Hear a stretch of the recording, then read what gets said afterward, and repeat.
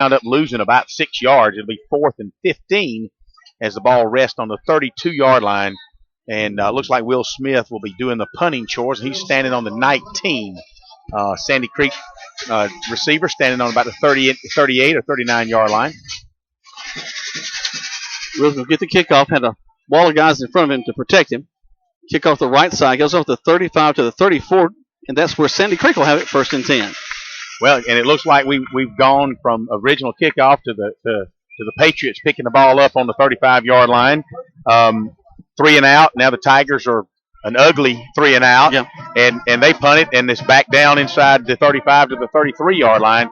And on the second possession of the night by Sandy Creek, they'll have it at their own 33-yard line. So here comes Sandy Creek. 1st and 10 for them. I mentioned to you there's no scoring early on in this ball game. It's first quarter. This is Sandy Creek's homecoming. Be nice to be a homecoming spoiler tonight, Jack. Tall sweep come to this near side. The tailback's going to be stretched out. He's going to take a reverse angle and be brought down at about the 32-yard line. Great job by the Tigers on that one. That was number 24, Eric Sweeney, running the ball. Sweeney did a nice job running, but he was helped out by a hole by his right tackle. They'll back him up. It was a tall sweep. That really, he ran the ball a long ways, but I think he only gained like maybe 6 inches the way it looked. So good defensive pursuit by the Tigers, but with that hold, it'll back them up 5 yards. So they'll be looking probably repeat first down and 1st and 15. Well, it's going to be real important that our defense does a good job. And the offense has got to get a few first downs to also give them the rest that they need. We've got to keep that Sandy Creek offense off the field. Well, and you're right. If you look back, score quarter by quarter by quarter, one of the things that Coach Kendall said last week when they came up here to scout them, a lot of their scoring happens after halftime. Yeah. So, they've looking on the sideline. They've got plenty of suits out here to get some playing time. They got a number of young men out there, that's for sure. Garvin, the quarterback, going to reverse out. He's going to fake it, throw a laser off to the left side, and he's going to go down right there at the 30. So it's still going to be 3rd down and, about 13, Greg, about 12 maybe? 3rd and 12. That was a nice 8-yard pass. It was a bullet. Really he just reared back and threw a laser out there. He was on really the Sandy Creek's hash mark, on the Sandy Creek side of the hash mark, threw it all the way across the Troup High side of the field. They picked up about 7. It'll be 2nd and 12. Balls resting just beyond the 30 to 31-yard line. He's going to have an I formation behind him. Really a deep I, playing very deep, almost a pro set. Going to roll a wing over to the near side. Actually, he's going to turn into a tight end. Backs up the pass, fakes it. Full draw play. Oh, man, is he stuck right at the line of scrimmage at the 32-yard line. It doesn't even get back to the original line of scrimmage. That's going to be 3rd down and 10. And big number 16 from his middle linebacker position, Darrell Dunlap, came through with a little help from Devin Power, and Darrell Dunlap met him in the hole, and pow! That's probably one of the toughest hits he's taken all year long. Let me remind you again. They've got 4 D1 prospects that's already been committed. It's kind of interesting to see how the Tigers handle these big boys, these wide receivers, our cornerbacks, and all. How Brandon Hurd reacts against their D1 commitment. Tigers with a 4-man front from the Sandy Creek offense. Quarterback's going to back up the pass. A little bit of pressure. He's going to step up. He's going to be sacked. Nope, there he is sacked. Down at the 35. So he picks up another yard. So they're going to have to punt the ball away. So another 3 and out for the Tigers. They did another great job of stopping this high-powered Patriot offense. Hey, Dre Towns, Dikembe Billingsley, and Devin Power all in on that sack. I see Darrell Dunlap getting up off the pile late, as well as Devontae Swanson. Again, that was a coverage sack as well. So Brandon Hurd really had played lockdown on his receiver. That'll bring up 4th and 9 as the Patriots go to punt. Their punter will stand back on about the 21-yard line. Trey Walker, Jr., he's going to be punting the ball. The first time out, he had a kind of a short punt. And it's a short punt again, high one. Hits at the 42, bounces to the 40, down to the 37-yard line. Another good place of field position for the Tigers. Let's take a quick 30-second break. Listen to Tiger Football, 96.9 and 1240 WLAG. Looks like we've just swapped 35, 36, 35, 37, 34, 35. South Street. With over 20 years of experience in prosthetics and wigs, Eddie and his son are making any style of prosthetic orthotics. Call them Carol Green, your home provider of prosthetic orthotic devices. 706-882-1825 to schedule your free evaluation. Now, back Troup football on Eagle Sports, WG 99 FM, 1240 AM, and at Eagle.com. Welcome back to Troup High School Tiger football. Tigers going to run off the right side and pick up about 2, maybe 3 yards. 2nd and 7. Nice job. We'll just hand the ball off and going around that right side. Actually, a new quarterback in. I think it's Sheely. Well, actually, that's going to be the other team. So this is us. Sorry. Desmond Sheely, I believe, will be in the ball game. Dexter Sheely. Yep. He comes in at quarterback. He's going to try to hand the ball off on the right side and struggle getting it out there. Doesn't move quite as fast. And I can't see. We're a far piece away to the opposite sideline. I got to get to my bags right over here with my binoculars in it, so I have to go over there just a minute and get them. But I can't tell if anything's wrong with Will. Smith's back in. Okay, here we go. Split backfield with Trey Towns, and also we have Dunlap in the backfield. We'll split them in wide to this near side. Deke Johnson to this wide side. 3rd and 4, Jack. Smith will go under center. Takes the snap. It's going to be Towns on the right side. Fights his way, still on his feet. He may have leaned forward and got that first down. He's going to be right there at the first down marker. And the side judge is all over it. So if it's 4th down, it's going to be 4th and inches. He was evidently close to the out-of-bounds marker because there was some debate as whether he was out of bounds, but they rolled his arm, so that will run the clock. They're going to call official timeout. They may be going to be measuring that. That is that close. We'll see. They're certainly swapping football, so now it depends on the mark. Or perhaps they're going first down. All right. Like it. Yeah. The Tigers with their first down of the ball game. Actually, the first down for either team. That's right. They didn't even do a measurement on that. Yep. That's good. So 5:09 left on the first quarter play. No score. Tigers with the first down of the ball game. A 4-man front for Sandy Creek. They kind of run a 4-4 as they're walking the linebackers up. Smith looks to the sideline to get his play. Split backfield for him again. The Quez over to this near side. Split wide out. Under center goes Smith. Backs up. Going to run a nice little trap play inside. Dunlap's going to get 7 yards on that one. I tell you what, he had a nice hole coming through that middle. He did. He followed Jason Hernandez and Tristan Thompson up for about 7-yard gain. That puts the Tigers inside Sandy Creek territory at the 45-yard line. Actually, that's 2nd and 3, maybe 2nd and 2. So good gain by Daryl Dunlap. The Tigers quietly marching down the field, Jack. The first series, regrettably so, looked very ugly. This series right now, they put about 20 yards on the field. They took over about the 35-yard line. Mm-hmm.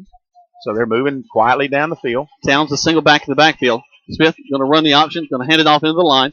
And I think we're going to get the first down right there. Yes. Sandy Creek's going to try to push us back, but we definitely got forward progression across to the first down. We're actually right in here on the 42. Again, Trey Towns right behind Thompson and Hernandez off that left side of that offensive line. He was able to push forward for about 3.5, 4 yards. That ball will rest inside the 45 down to the 43, Jack. 4:06 left to go in the first quarter. A lot of running in this ball game. Sandy Creek's doing a little bit. It hasn't been quite so successful. They're going to split Daryl Dunlap out wide to this near side. Not something we see very often. We're going to kind of split back in the backfield as Smith's going to run the option, keep it going across the 40. Picks up about 3, 2nd and 7. Hey, nice job by Will Smith. Nice read. He pulls the ball out of Towns' belly and then turns and follows him up off the outside of the tackle around by Hudson Newton. Actually, Hunter Newton, and is able to pick up 2 hard yards, Jack. Ball rests on the 40-yard line. We're going to go with a split backfield as Sheely will come back in at the quarterback position. Perhaps just to give coaches a chance to talk to Smith for just a second. Dunlap will be off to the right side in the backfield where he would normally stand in the split. We're going to run the option. Sheely's going to keep it, cut up inside, pick up another 3 yards, 3rd down, and we're going to call it about 4. Dexter Sheely, just a sophomore now. We've got a freshman quarterback, and I'll give you his name in a little bit. Truitt, I think Ken Truitt, and we've got a sophomore quarterback in Dexter Sheely, and then a junior quarterback in Will Smith. So Coach Kendall blessed with some 3 deep at quarterback now, and any one of them, Sheely and Truitt are more of the read option type quarterbacks, where Will is more of a pocket passer, play action passer. So he can kind of vary up his offense, if you will. Twins to the far side. Towns is in a slot. It's going to be Dunlap, faking the Dunlap. Sheely's going to go up in the hole. It's going to be short of the first down. So it's going to be a 4th down and about 3. And the ball will rest on the 37-yard line.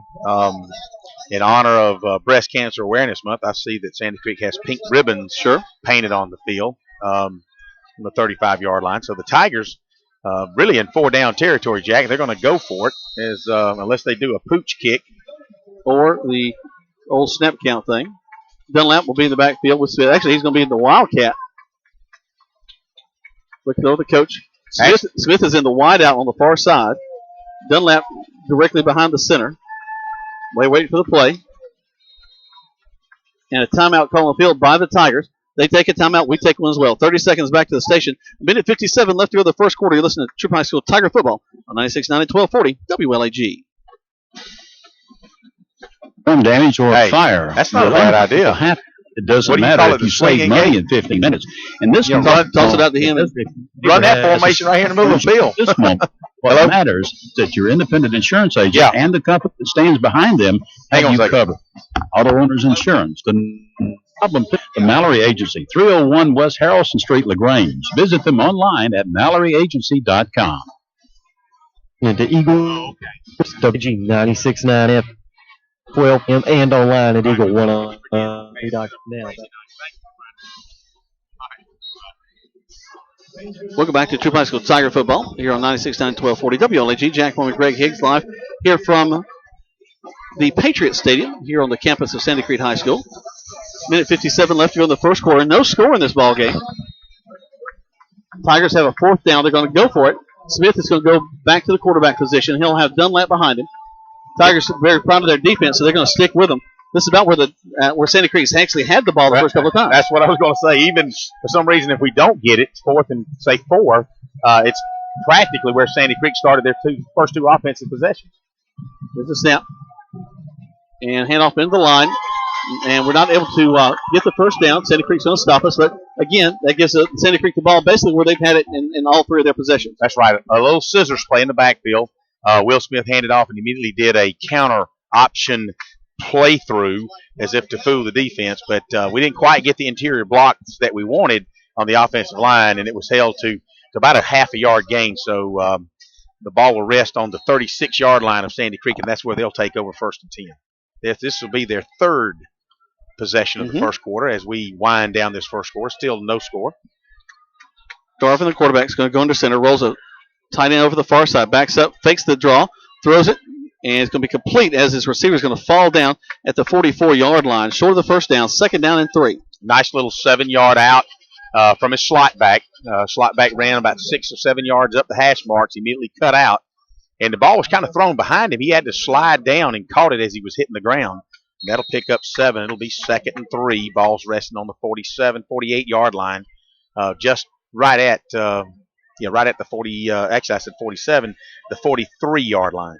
Don't forget the Callaway ball game's going on tonight, Greg. Tony and Coleman over there calling that ball game. Talk more about it after this play. Garvin, the quarterback, checks his line, makes a hand signal like he's a moose. Splits the man wide left and right. I formation, backs up, goes with the draw. Nice little opening for him, the tailback, as he goes across the 45. So 1st down for Sandy Creek, their first down of the ball game. This will be Sweeney, the ball carrier. Nice. I just can't emphasize enough. Great, really a great tackle by Devontae Swanson, number 8, as he was being blocked. And if he hadn't have been, he was being blocked at the same time he was trying to tackle the tailback. Yep. If it hadn't been for him, the tailback would have scored that time. So good job by Swanson. And if you guys heard the crowd mic, you heard that first down creak, and it's we don't want to hear that very much tonight. Nope, a lot of balls on the ground. Balls about the Tigers get almost like Sandy Creek's going to get it. Got the ball at the 50, so they'll lose 2. R.J. Hairston, Jack, almost come up with that Real ball. Close. He's on top of it. He comes up. He said, man, almost had it. It bounced out of his fingertips and over to Sandy Creek's tailback. It'll be 2nd and 15 as that ball backed up 5 yards. So now a couple of mishaps, Jack. One by the Tigers. They regain possession. Now one by the Patriots, and they regain possession. The ball is literally smack dab in the middle of the field. It's between the hash marks and on the 50-yard line. They break the huddle, looking at 2nd down. Ball right, as Greg said, right there on the 50. Time winding down 3, 2, 1. Will they get it off? Yeah, they do. Quarterback's going to back up the pass. Luke's going to throw way downfield, and he's going to overthrow his intended receiver. But great job by our guy being there step by step. Let's go take a break. We're at the end of the first quarter play. No score in this one. Tigers doing a great job so far. You're listening to Troup High School Tiger Football 969 and 1240 WLAG.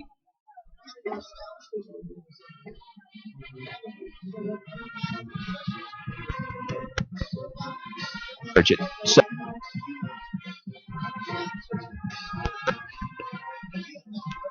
One. Are you ready to out?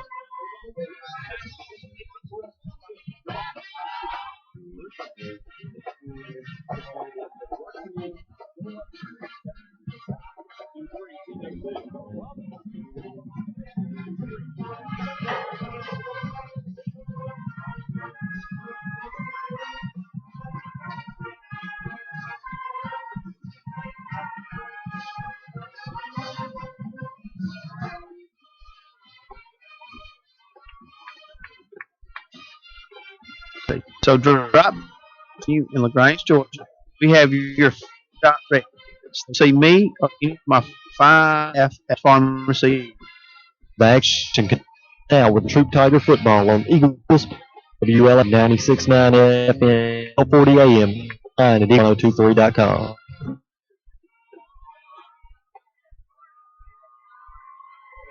So Tiger football. Jack Warmer, Greg Hicks live here from Patriot Stadium here at Sandy Creek High School. Ready to start the second quarter of play now. Quick score update. Callaway 7, Chapel Hill 0 as they play over at Chapel Hill Stadium. Oh, tremendous. Oh, he had him in his grasp. Devontae Swanson. Now Dikembe Billings chasing him out of bounds as Cole Garvin crosses midfield and picks up maybe 2 yards. Almost had him for a loss in the backfield, Jack. Thank you, Greg. We had a little technical mishap. It's going around the right side. The left side. He's going to bring up fourth down. And the Tiger defense is just doing a tremendous job. Well, a couple of things. We are doing a tremendous job, and if you guys, I know this, we brought a lot of fans tonight, and I'm proud of that to come up here and travel like they do. And the Tiger defense has been playing well. This is the third series that Sandy Creek is now having to punt, and we're just starting the second quarter. So Tiger defense is really putting it on. And I was just thinking, this is homecoming week. They've had a lot of stuff going on, so we need to take advantage of that. There's a snap. It's the kickoff. His best kick, actually, a fair catch called for down on the 18-yard line. And actually, this is going to be the worst field position that the Tigers have had. I think this is as deep as anybody's been in their own territory. It is. Most of the time, the first two possessions, the first 3 possessions for Sandy Creek and the first 2 for the Tigers, they've both started. All of them have started within the 35 to 36, 37-yard line. And really the first 2 punts by Sandy Creek were really not very well. This one here was one of his better punts. The Tigers will take over at the 18-yard line at their third series. They had 2 first-quarter series, and now this is their third offensive possession to begin the second quarter. Smith will go under center. Split backfield behind him. Takes the snap. Takes the first handoff, and it's going to be Towns, the ball carrier. Gets across the 20, so a few positive yards there. About 3. Second and 7. He was hit right off the right tackle, and we thought he was actually going to be hit at the line. He was hit at the line, but taken down. He was able to break that tackle and spin off, and actually managed to gain, Jack, a strong 4 yards. So it'll be 2nd and 6 for the Tigers. Ball's resting on the 22-yard line. Smith, again, back under center. Split backfield behind him. Townsend, Dunlap. Dunlap will be the ball carrier. Finds the seam, gets across. That's going to be short of first down yardage, but a good 3, maybe 4 yards on the carry. And it's funny. He was hit immediately at the line of scrimmage, and a lot of Sandy Creek fans immediately reacted as you would. And then Darrell Dunlap, and as strong a runner as he is, he's able to twist and turn his way up and fall forward really for another 3 yards. Yep. So the ball is now placed on the 26-yard line. They've got to get to the 29. Actually, the 27. About a yard and a half is all he's going to have to get that first down. Smith, again, split backfield, men wide, left and right. Going to run it on the left side, and they're going to hit us right as we hand the ball off. Well read by Sandy Creek. I was going to say well read by Sandy Creek, and unfortunately, Will really wanted to pull that ball out. You can see him look back. I don't know that if it was one of those where Towns grabbed it out of his hands. Will should have, if he had to pull that one, Darrell Dunlap would have had daylight, all he wanted. Yep. Because that right corner our left side of the offense was wide open.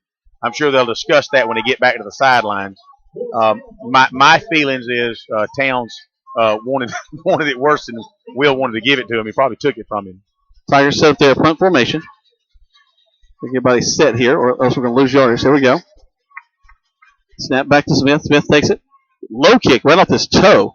Bounced, hits the Sandy Creek player, I think. It did. I think it may have hit. Now, Coach Kendall is saying it's our ball. Yes, it should be. I'm saying it's our ball, but now they're not. My thought is it hit the back of a Troup Tiger going down the field. I sure did think that was a Sandy Creek player. But they're going to give it to Sandy Creek. You can see the official. He nodded and pointed to Sandy Creek real quick as if it's not a big deal. So not a lot of argument by the Tigers. So I guess the Patriots will take over. Well, it's not like we got instant replay or anything. So they may be watching the stream. I don't know. We got video here now. Let's go. Of course, I believe they're on this game may be televised tonight on Georgia Public Broadcasting. Actually, I saw some of those folks up there. I think they run you off, didn't they? Well, they'll leave that alone. I've been displaced. I was happy. I was drinking my Jim Bob sweet tea, and all of a sudden I was moved. As Sandy Creek's going to swing it out, and they're going to be short of the first down, and that's like they're going to say that we hit somebody out of bounds. But you know what? This is just as much Sandy Creek's wide receiver as it is Troup High's wide cornerback. Because to me, Sandy Creek's wide receiver laid his helmet. Let's look, because I think you may be right. The Tigers are indicating it's against Sandy Creek. And they're talking to our guy. They're talking to Kimmy Billingsley, who's the captain down there. That's right, it is. Personal foul against Sandy Creek, so that's going to back him up. Well, on the first down. You don't hardly see that. It was a nice little stab pass out to the short side of the field, towards Sandy Creek side of the field. It's kind of a little crisscross where the wide receiver came in to block down on the inside corner. You had him all alone in the backfield. He was able to break out and actually picked up about 8 yards, but they're going to call that back, and it's going to should be from the spot of the foul. I think it was. It would have helped us to be from the yard marker, but it's going to be first down, and we'll call it 14. Ball's resting directly again on the 50-yard line. Sandy Creek's only been in Troup territory a couple of times and not very deeply. I formation behind the quarterback, Garvin. Twins to the far side. Tigers showing blitz. Going back up to pass. I think they'll get us.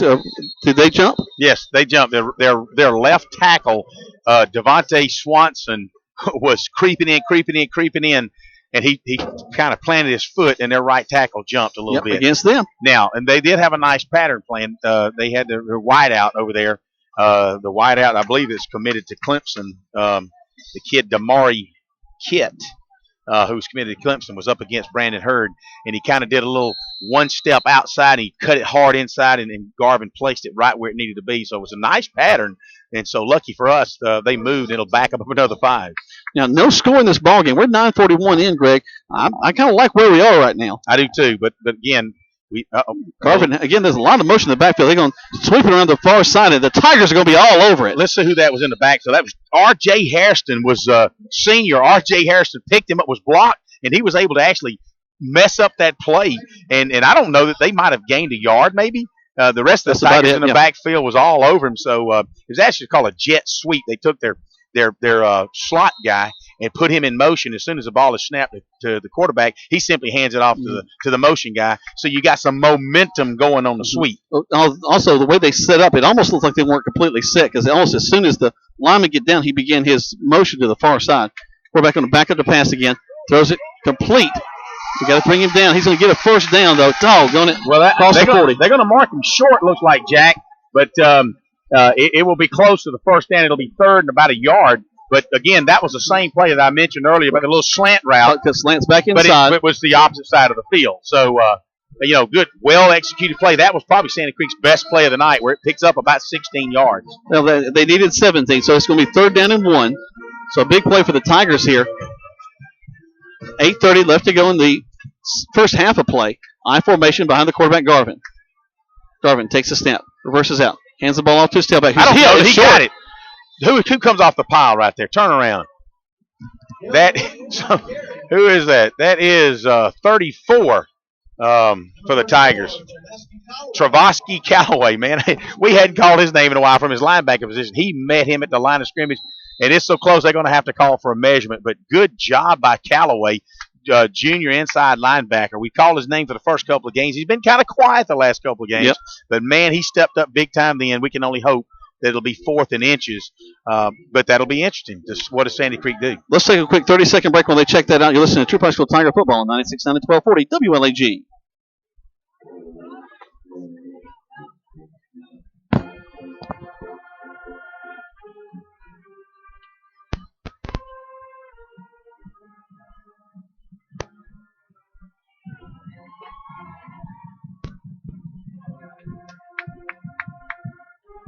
Fourth down, Jack. Fourth down.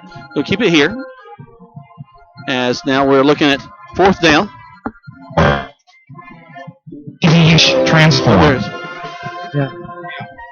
Sports ball on Eagle Sports, WLA 96 M, 1240 AM, and online at eagle1023.com. Welcome back to Troup High School Tiger football. It's like Sandy Creek's will get the first down on fourth down across down to the 35-yard line. And nice little play from them to pick just what they needed to get the first down. So they'll move the ball. The chains will move down to the 35. The first down Creek call. Only the second time the first down Creek call has been run tonight. Yeah, I kind of didn't like to hear that 2 years ago. First down, touchdown. You got tired of hearing. Of course, I like to hear Mud Creek. I just don't want to hear Sandy Creek. Back to the eye for Garvin. Garvin, toss sweep, going around the right side. He's going to be stopped, has a cut up field. Gets about 2, maybe 3. We'll give him 4 yards, 2nd and 6. A little toss sweep again. The Tigers had great pursuit. Almost 11 Tigers over pursued that. He cut back up inside. You're right, Jack. It looks like he got hit. Maybe you hollered it out. Hey, 2-yard gain. Next thing you know, it's a 4-yard gain. But good pursuit by the Tigers. And as we've talked earlier, impressive show right now in the first half by the Tiger defense. Well, I hate to bring this up, but last year, we lost 48-10 to these folks. Yeah. Right now, we're looking at no score with 7-10 left to go in the first half. I like it where we are. Garvin going to go back under center again. Has a man coming in motion from the far side. Takes it, backs up, 2-step, hit immediately as he releases the ball. Almost intercepted by Vanquez Bonner, too. Brandon Hart had the inside track on that the big kid, Damari Kitt. That was Justin Sumter, number 15 that time, the intended receiver. I got you. Those numbers are. I'm glad you got your binoculars. My binoculars. That's how I saw it. Sorry, rascal. Well, Vanquez Bonner was able to. The ball was tipped, and he almost intercepted. Nice coverage by corner senior Brandon Hurd. That'll be 3rd down and 7 for the Creek. Here comes the Creek again. Garvin back under center. Takes it, toss sweep to this near side.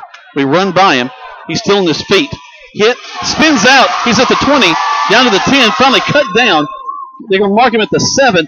Should have had him back at the 30, but he spun out of that and got down to 1st and goal from the 7. Thank goodness for junior Hunter Mowers from his safety position. You're right, Jack. We should have had him back at about the 21-yard line, and that'll be the 3rd first down for Creek during the for Sandy Creek in the first half. But thank goodness for Hunter Mowers as he poured on the steam and hit him about thigh high and tripped him up. And the tailback limps off the field. So Hunter Mowers will put a lick on you from his safety position. But now they've got it inside the 10-yard line. Ball resting on the 7.5. Garvin takes the snap. Going to hand it off right tackle. They're going back into the end zone, and Sandy Creek will get their first touchdown of the ball game at 6:24 left to go in this first quarter. Just right up the middle. He actually had to. You're right. He was hit. He spun. He turned, and nobody was there to take care of the remainder of that middle. And he trips and almost falls into the end zone, going backwards from about 2 yards out. So, as we're almost halfway through the second quarter of play, Sandy Creek finally puts a score on the board. And you got to again 2 key plays in that drive, Jack. One on that slant pattern that picked up about 16 yards. Of course, we can call it a quarterback sneak to get them on a 4th down. And then that particular run there where we did not tackle on the 20, and he was able to get down inside the 10. So those basically 2 to 3 plays have been Sandy Creek's biggest plays of the entire night so far. Offside's going to call against the Tigers. Trying to block that extra point or point after touchdown. And still, it's just 6-0 right now. Declined. I guess they kind of like to kick where they go kick from. You practice that. You just want to kick where you kick from. That's right. You might get a little too close, maybe, to might mess your angle up. Snap, hold, kick is up. A little to the right, but it's still through. 7-0. Your score with 6:24 left to go in the first half of play. Troup High School Tigers right here on 96.9 and 1240 WLAG. LaGrange, and we have the opportunity to mayor for all of LaGrange. Thornton, he knows work and what all works. Jim Thornton is ready to listen to you. If you'll text me, let me know where we are on the spot spread, because I have no idea. Remember, just text hello, me, tell me where we are, okay? And if you want more about me and my campaign for mayor, go to jimthornton.org and like me on Facebook. And please remember November. Paid political announcement by the Friends of Jim Thornton. You're listening to Eagle Sports, WLAG 96.9 FM, 1240 AM, and online at eagle1023.com. Now back to the for more of your football. Welcome back to Troup High School Tiger Football. Jack Moore and Greg Hicks live here from Sandy Creek Patriot Stadium, right here on the campus of Sandy Creek.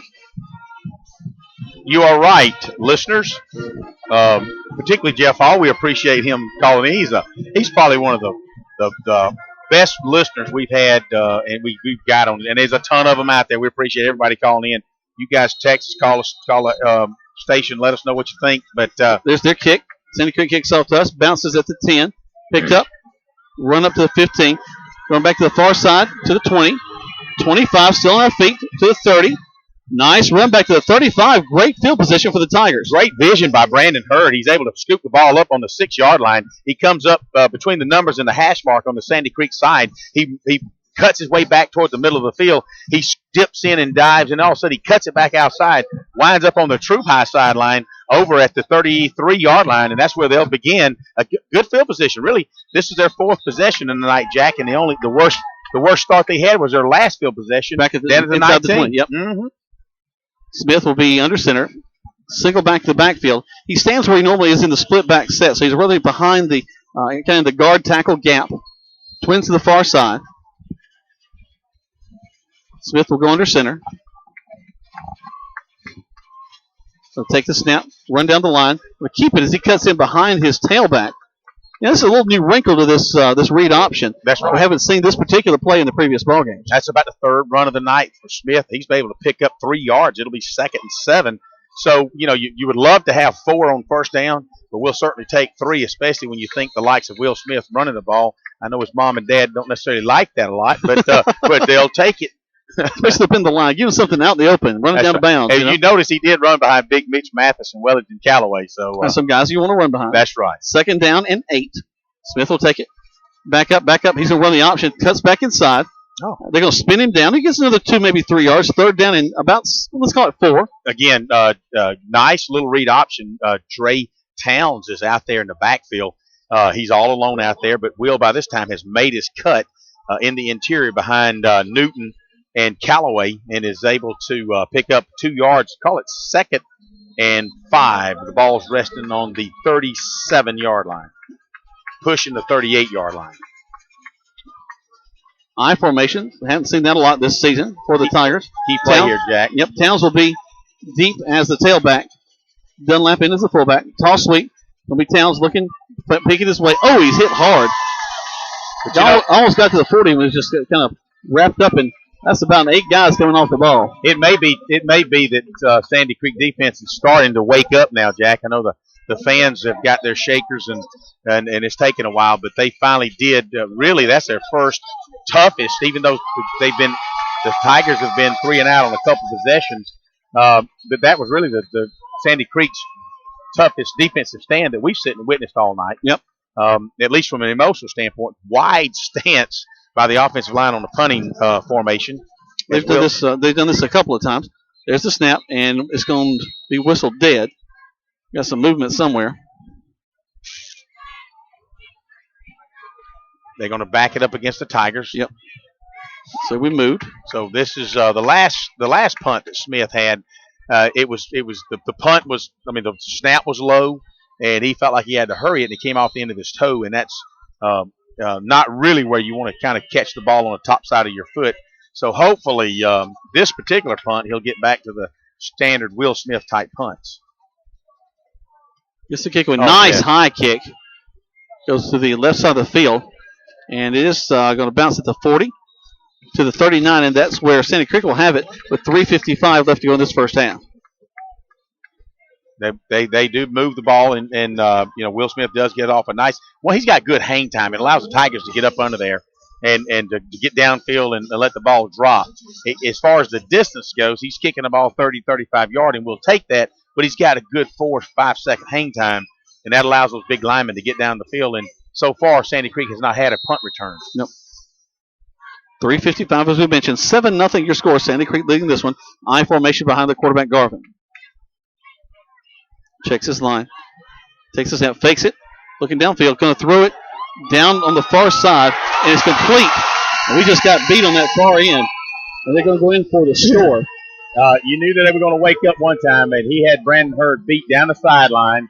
And I don't know, we're going to need to check that number. I don't know if that's Damari Kitt, the commitment to Clemson, but he never broke stride. And Cole Garvin, the quarterback who's going to be going and throwing the football for Marshall, we are Marshall. He threw the ball about 35 yards and never broke stride in for the second touchdown of this second quarter for Sandy Creek. And a quick succession, too. And you kind of see now how they're putting 47 plus points on the board. They less they than 2 love minutes to throw they the ball. Yeah, less than 2 minutes they got 13 and now 14. And the kicker kind of got off the schneid too, as he really puts it up there. I was going to see if you noticed that. He was barely getting them through the crossroad, and now he kicks it out the back of the stadium. So it's like they decided to come play football now. Yeah, the ball's going to get wet in the creek back on that side. Let's go and keep it here as it's 3:47 left to go. 14-0 your score right now. Sandy Creek leading this ball game. Well, you don't know up here. I mean, I'll be honest with you. I'm not joking. I'm not dissing on Sandy Creek. Hey, we've had some local schools recruit the best way you can. You just do what you got to do. But these guys have put together some athletes up here. I mean, they just bottom line have, and you appreciate seeing that. Just the kids' arms good. The wide receivers are good. We saw the defense finally get up and take some shots and stand tough. And so now let's see what the Tigers can do, Jack. What we need is another Brandon Hurd return outside the 30-yard line, and let's get this offense cranking. And what we'd like to do is finish the half, maybe take a 3.5 minute drive. And, we get the football coming into the second half. That's true. So that would be a really nice if we could end the second quarter with a touchdown. At least put some points on the board. Ball falls off the tee. We're going to have to readjust it there. 3:47 in the first half. 14-0 is your score. And the ball falls once more. No wind here, so now, it's just I was going to say it's not. The wind's not blowing. He's putting it. Is he putting it up straight up? Yeah, I guess he's straight up, not angled or anything. Traditional lineup by the kickoff team is where they're all 10 or 12 yards back. No alternating line. They're going to kick it on the ground. Picked up and down at the 30-yard line. Smart move, and that's where the Tigers will have it 1st and 10. That was Jaquez Johnson, the wide out for the Tigers. Good. Typically you'll have better ball handlers on your second line. Right. You'll have your big meat on the front line, and it got through there.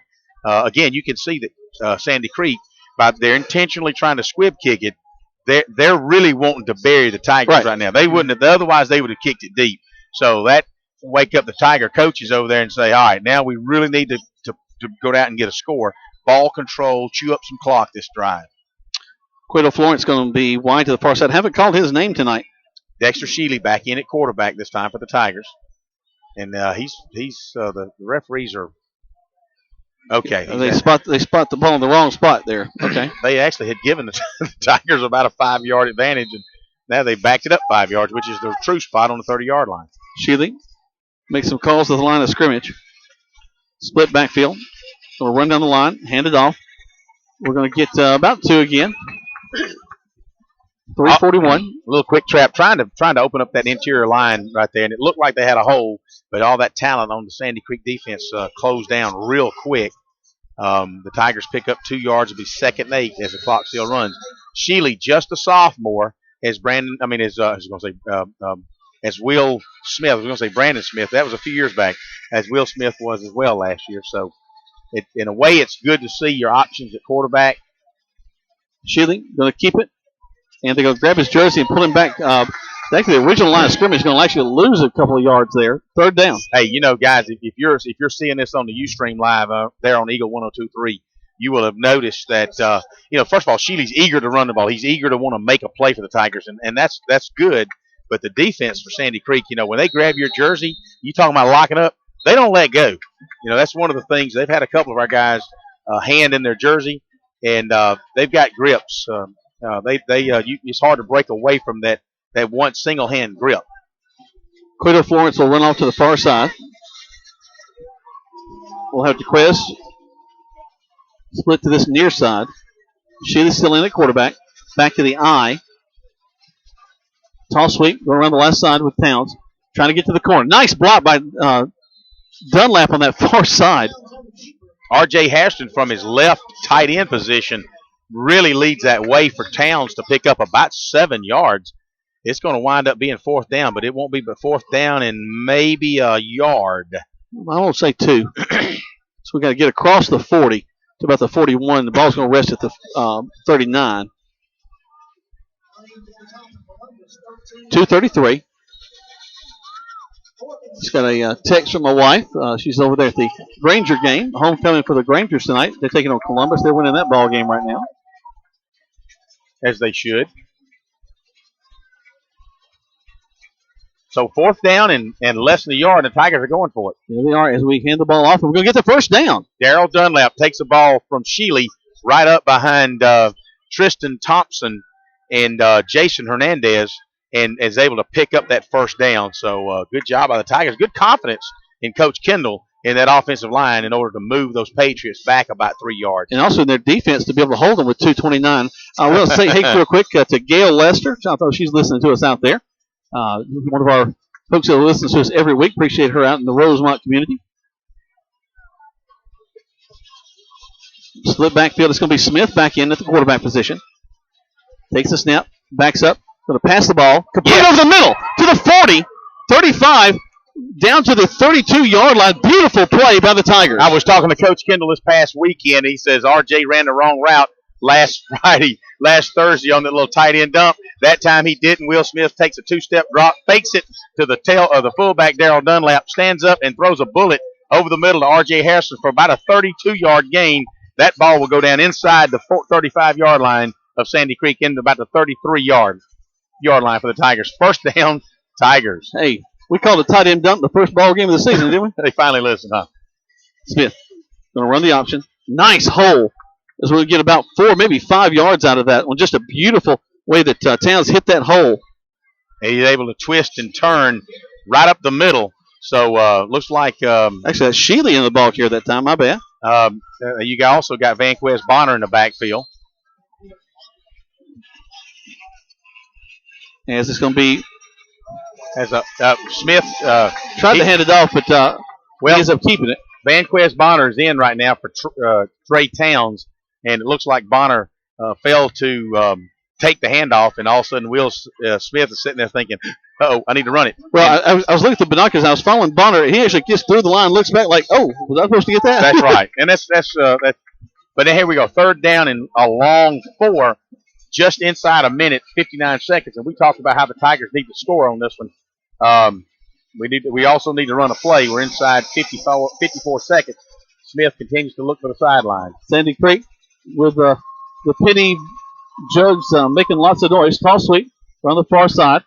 We're going to fight inside, get to the 35. We're going to come up a little short, I think, Rick. They're going to mark him up. Looks like from our angle, you're right, Jack, maybe a foot, 2 foot short. Do we have a timeout left? We're 32 seconds. We should have at least one timeout left. I think we've only called 2. Yep. But the Tigers, it's going to be 4th and a yard. Maybe we're saving it to kick a field goal if we don't pick up the maybe after this 4th down play. You've got 18 17, seconds. Yep. Take the snap. Going to be Dunlap. Fights forward. If he gets it, it's going to be right at it. They'll stop the clock with 9 seconds left. Now the question is, you typically average 6 seconds of play, depending on and I think we've only got we're showing one timeout left. Yep. The goal post was upright, was kind of first blocking down. my view. So it's first down for the Tigers. Again, we talked earlier. They started this drive at about 3 minutes and 20 seconds. There's your timeout. Okay, so now the Tigers are going to think about what we're going to do now, because they've got one, and that was their last timeout. Yep. So do they go to the end zone on this play? And if it's incomplete, try to kick a field goal. As the ball is resting on the 24, that would be a 34-yard field goal. Actually, more like a 38-yard, 39-yard. And he kicked one a couple weeks ago from 42. And, of course, it was on artificial turf or synthetic turf, so we know he's good for 42. We tried a 46, and it came up a couple of yards short. So we know that Michael Young can do that. But what are the Tigers thinking right now? You got to go to the end zones for sure with almost 9.5 seconds left at a typical 6 seconds per. So if you're going to go to the end zone, you got to make sure that it's at the corner or out the back of the end zone. You got to be there. Yeah. I think you got one shot, and then you kick the field goal. That's right.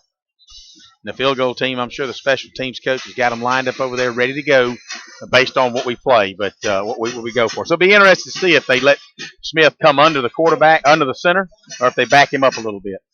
And the jugs begin to shake here at Sandy Creek.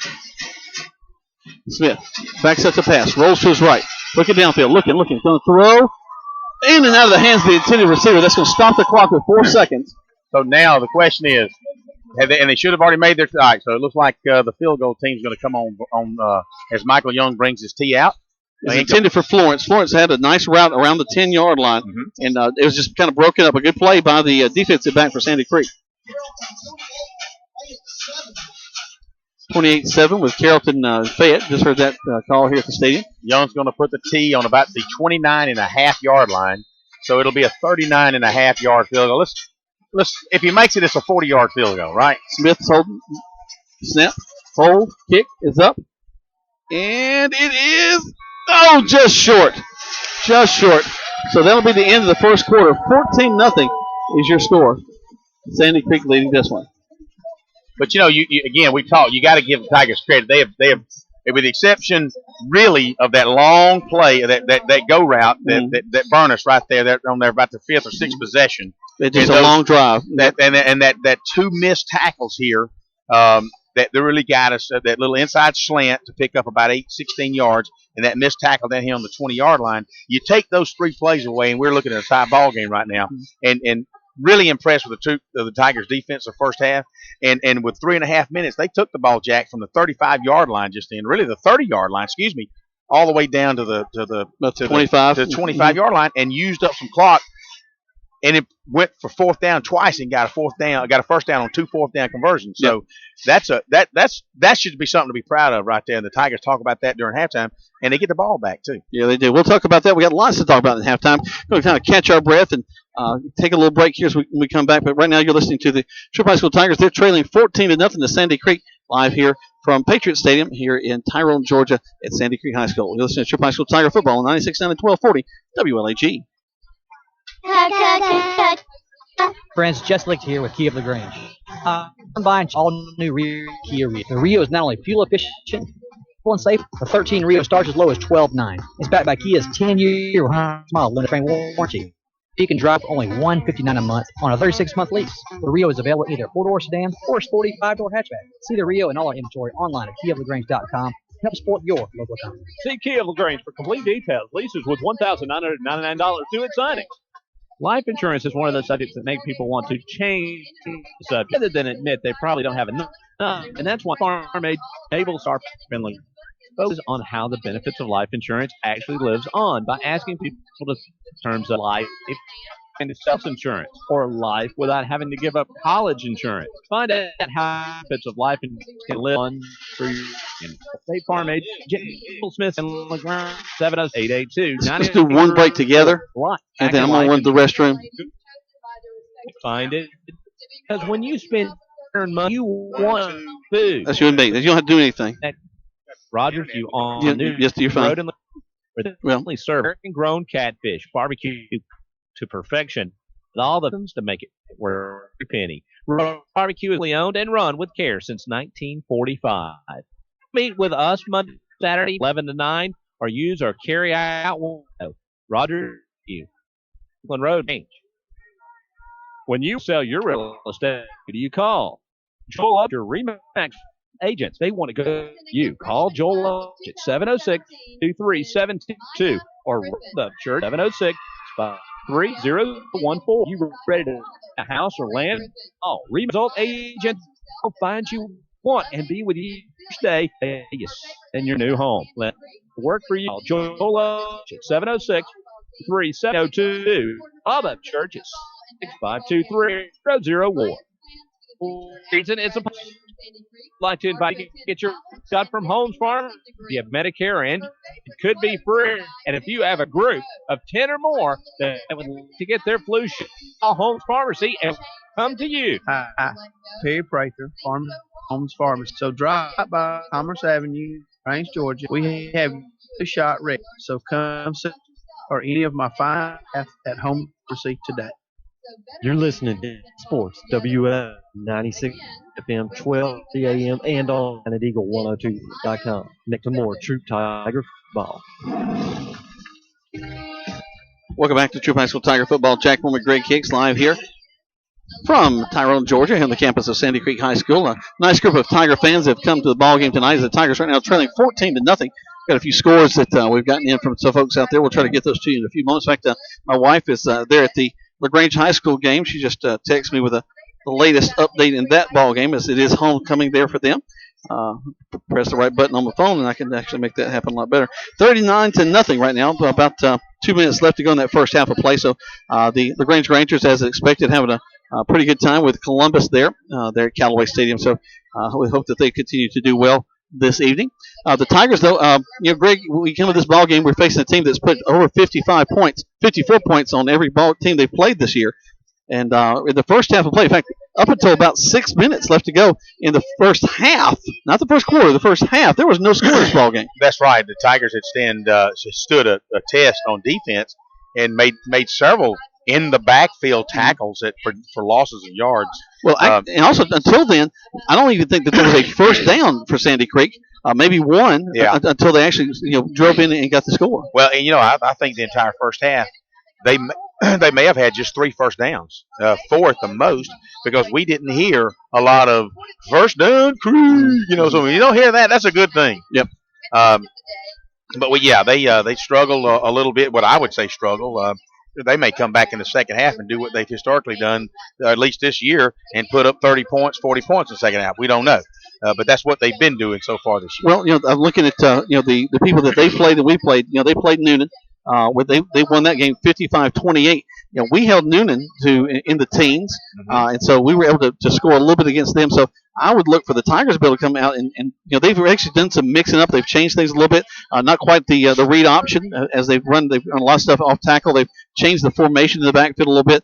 I'm sure that Sandy Creek has watched some tape on the Tigers and what they've done as they begin to add different layers to this offense. But we got the 2 quarterback system kind of happening. We got Will Smith coming in and Sheila coming in as well.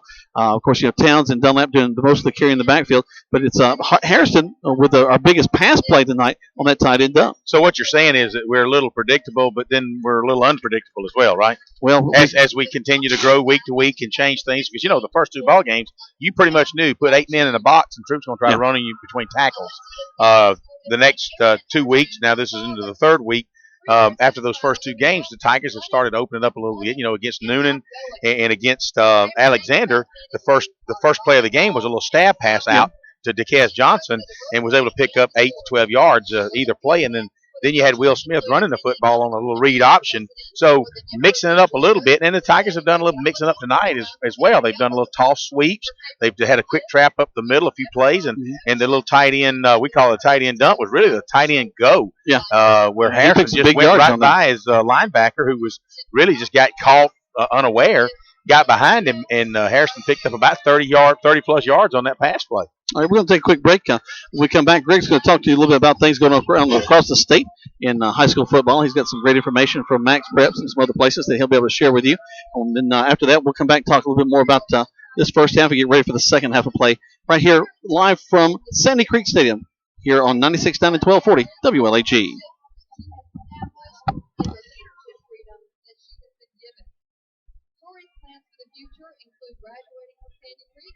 Attending the University of Georgia to study sports medicine. Her favorite quote is by Steve Prefontaine: "To give anything less than your best is to sacrifice the gift." Again, representing the sophomore class is Tori Exit. Representing the sophomore class of 2016 is Jordan Faison. Jordan is being escorted by John Faison, her father. 3 words that describe Jordan: tenacious, loquacious, and humorous. She enjoys the diversity and the great sense of patriot pride at Sandy Creek High School. Jordan's plans for the future include becoming a best-selling author as well as being a songwriter. She would also like to mentor young girls in the vast field of the They want to go. Jordan's favorite. Take 7. church. It's and Miss Jordan Stacy. Representing the sophomore class of 2016 is Yvonne Serrano. Yvonne is being escorted by Marlise Serrano, her father. Describes herself as determined, ability. Whatever. plans for the future are to become a singing geographer. Yvonne's favorite quote is by John Wooden. Be more concerned with your character than your reputation, because your character is what you 268821825. Schedule your evaluation. now for Trigger Football on Eagles Sport WL 99F 12 a.m. online at Eagle 23.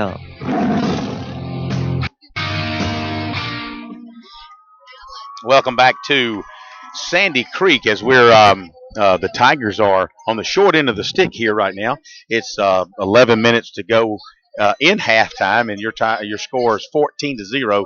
Sandy Creek Patriots over your Troup High Tigers. And again, if you've been listening to us online or either watching us via Ustream, Sandy Creek has got wide receiver Damari Kitt committed to Clemson. They've got safety Corey Lane committed to Arkansas State. They've got quarterback Cole Garvin committed to Marshall, and defensive tackle Chris Williams committed to Mississippi.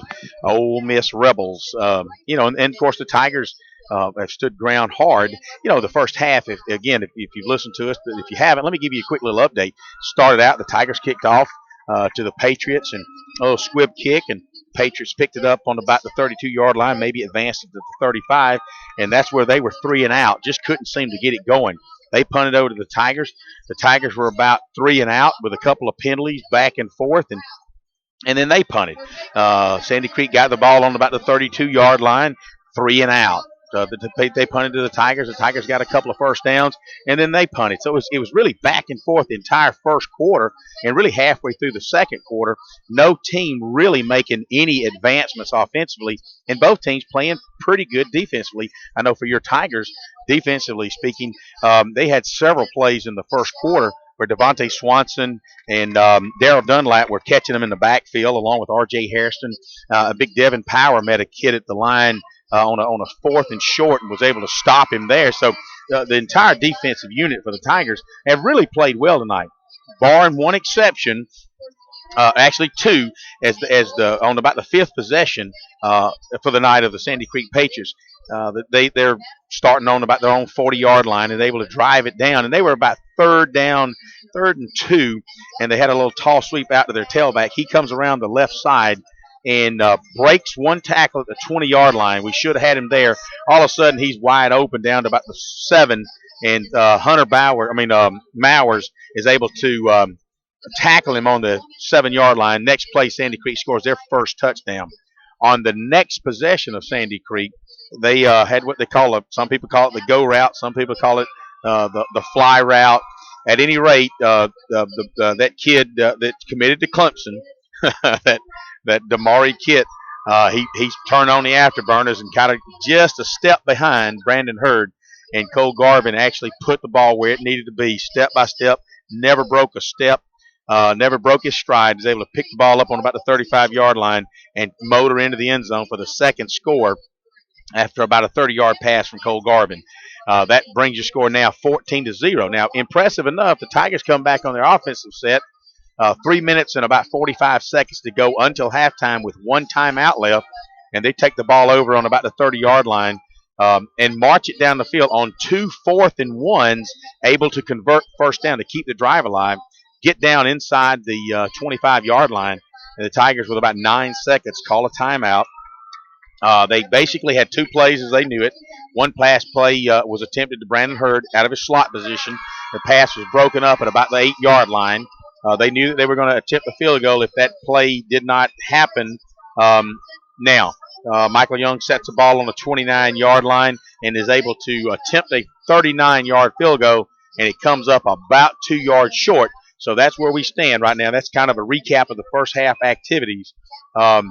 the Patriots, again, in their homecoming, invited Troup High up to play, and we still want to be the spoiler. We still got a chance to do that. It's 14-0. I was going to say only 14-0 because we are talking about Sandy Creek, and we all know if you're a football fan, you all know what Sandy Creek's been to the high school football in the state of Georgia for the past 7 or 8 years. Hey, with that, you're listening to Troup Tiger Football. We're going to take a break. We're at halftime here on Eagle Sports. We're encouraged to make your own discoveries. Where can you challenge achieve the impossible? Profess who know you by name? Our graduates have earned Emmy and Grammy nominations, successfully negotiated major business deals, and been inspired to teach and serve where they're needed most. Experience a true educated Grange College, the South's most affordable, highly institution.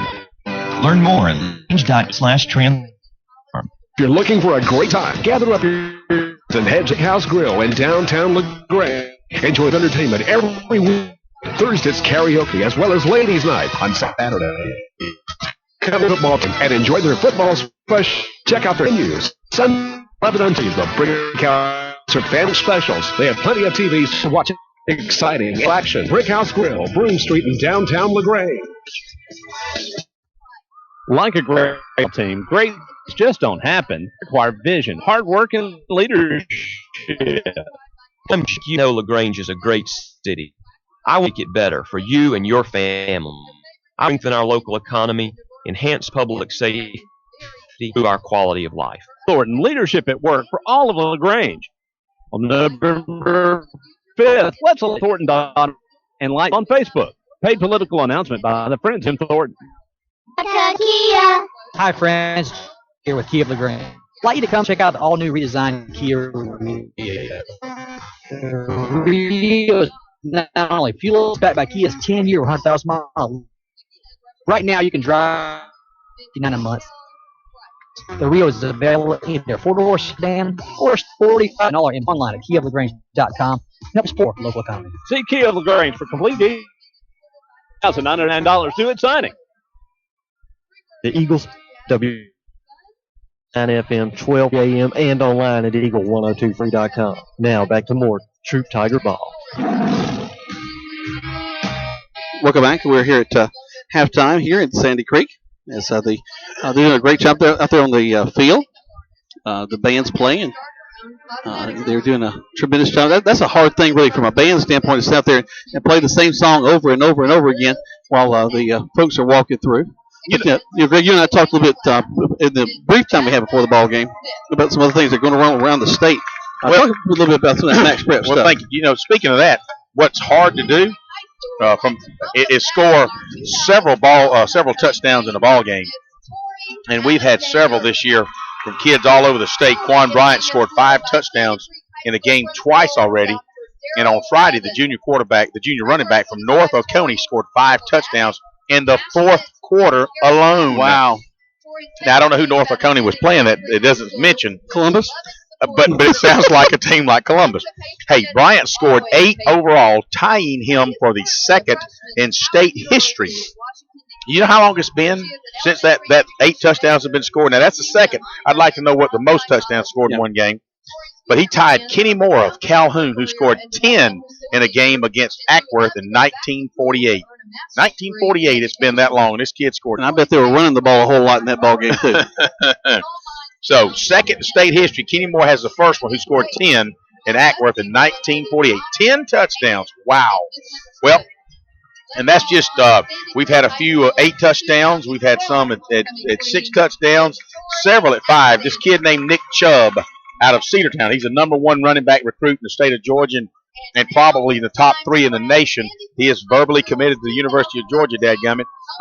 And so he's out of Cedartown. The kid put up over 2,300 yards rushing last year, and he looks like he's well on his way again this year as well.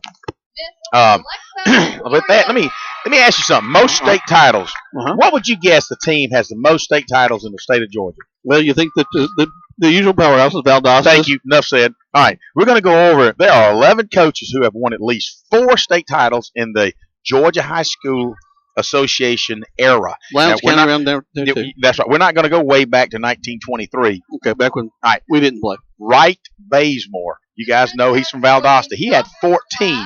Larry Campbell from Lincoln County has 11 state championships. Wow. Nick Hyder from Valdosta has 7. So between Nick Hyder and Wright Bazemore, both from Valdosta, there's 21 state champions. Wow. State championships out of Valdosta alone. Thomas County Central, we heard them a whole lot back in the 80s. They were a real powerful team. Ed Pitcher there had 5 of them. How about this from Carrollton? Charlie Grisham Stadium. That's right. There in Carrollton.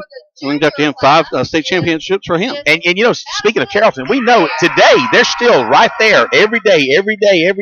They just can't get past that second or third round of the playoffs, it seems like. So, with that being said, we're going to take another break. We're going to come back, and we're going to share some more state football history as Sandy Creek still has a few minutes left in their homecoming environment. You're listening to Tiger Football on Eagle Sports. Miss Ivy Newland.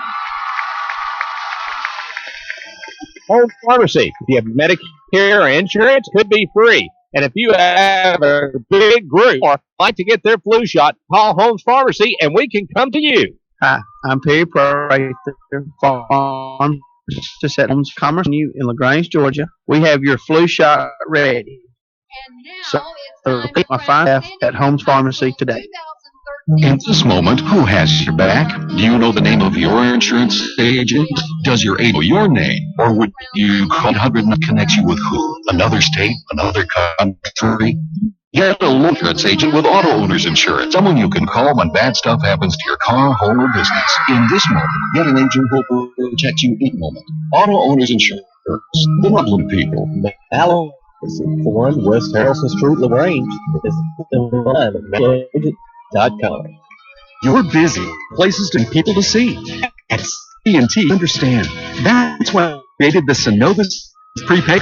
Use it for purchases, ATM withdrawals, even get cash back. It's an alternative checking. Simple to reply lost or stolen. Plus, credit acquired. Let's see to help you manage your lifestyle. Visit us for details or to open your Synovus Connections card today. CD&T, a division of Synovus Bank, member FDIC. Fees and restrictions apply, subject to approval. When you your state call Joel Love Church, your result A, you want to go to work, call Joel Love at 705-237-2. Love Church at 706-523-0014. You ready to buy a house or land? Then call RE/MAX Result Agents that will find you what you want and be with you from the first day to the day you sit down in your new home. Let them go to work for you. Call Joel Up Church at 706-523-1702 or Rob Up Church at 706-523-0014. Action Canal with more football. WA 99. We got some time to 40 and online at Eagle1023.com. Welcome back to Troup High School Tiger Football. Jack Moore, Greg Hicks. The Tigers trailing here at halftime 14-0 to Sandy Creek, who's in their minds on their way to a 3rd and 4-year state championship. But the Tigers want to put a stop to that tonight, hopefully. Be able to come back in the second half. But, Greg, you got a couple more cool facts over there you want to share with us? Well, we're talking about state championship coaches. There's 19 coaches with at least 3 state titles. We've got a few in our local area. Yep. You might or might not be Chronic familiar and with. Pardue kind of jumped to mind. Well, let's see here. You've got Robert Davis over at Warner Robins, but a guy named Dwight Hostetler from Greenville. Okay. And Bowden. And then you got a guy named Carlton Lewis. How many, raise your hands out there in the listening audience, who ever heard of Carlton Lewis? Well, you know what? That guy there. I saw him. He won 3 state championships at West Point. The Red Raiders in West Point. Over in the 70s? And then, of course, you got Steve Pardue at LaGrange in the 90s. He took care of that. So, and then you going down, some of you guys have heard about Rick Tumberland with Washington County. Chip Walker with Sandy Creek. Luther Welch with Thompson. And, of course, Minton Williams with Dublin, and needless to say, Dexter Wood with Buford. Yep. So, we just mentioned a bunch of coaches' names that if you're familiar with high school football, particularly here in Georgia, those names did not lose you, except maybe Carlton Lewis. It was a surprise to me. That was kind of before me and you were born, Jack. Yeah, maybe a little bit before. If that was the case, we were just toddlers. But West Point through its heyday had some pretty good teams along with Hogansville and Greenville. As you can see, Hostetler had a championship over in Greenville. Sure did. Let's take one more break. When we come back, we've got the second half of football coming for you. Tigers trailing 14-0 right here from the Patriot Stadium here at Sandy Creek. Listen to Tiger Football on 96.9 at 1240 WLAG. One in drivers who in a state of scat. Just tell them their car insurance delivery. If you're one of them, State Farm agent Matt Orr on the square and down range can get to a better state because he'll talk with you, listen, and help put together a policy that has you written all over it. From all back by 4/7 customers feeling well. All State Farm agent Matt on the downtown LaGrange and officially to get State Farm. Eddie Hutto and his son EJ at Limco invite you to visit their facility at 413 Greenleaf. With over 20 years of experience in prosthetics and orthotics, Eddie and his son are able to make and adjust any style of product and orthotic device. Call Limco Grange. Encounter prosthetic and orthotic devices 706-882-825 to schedule your free evaluation. Where can you start a math superstar? Where can you grad school or your dream job? Friends room. Where can you challenge your mind and inspire your soul?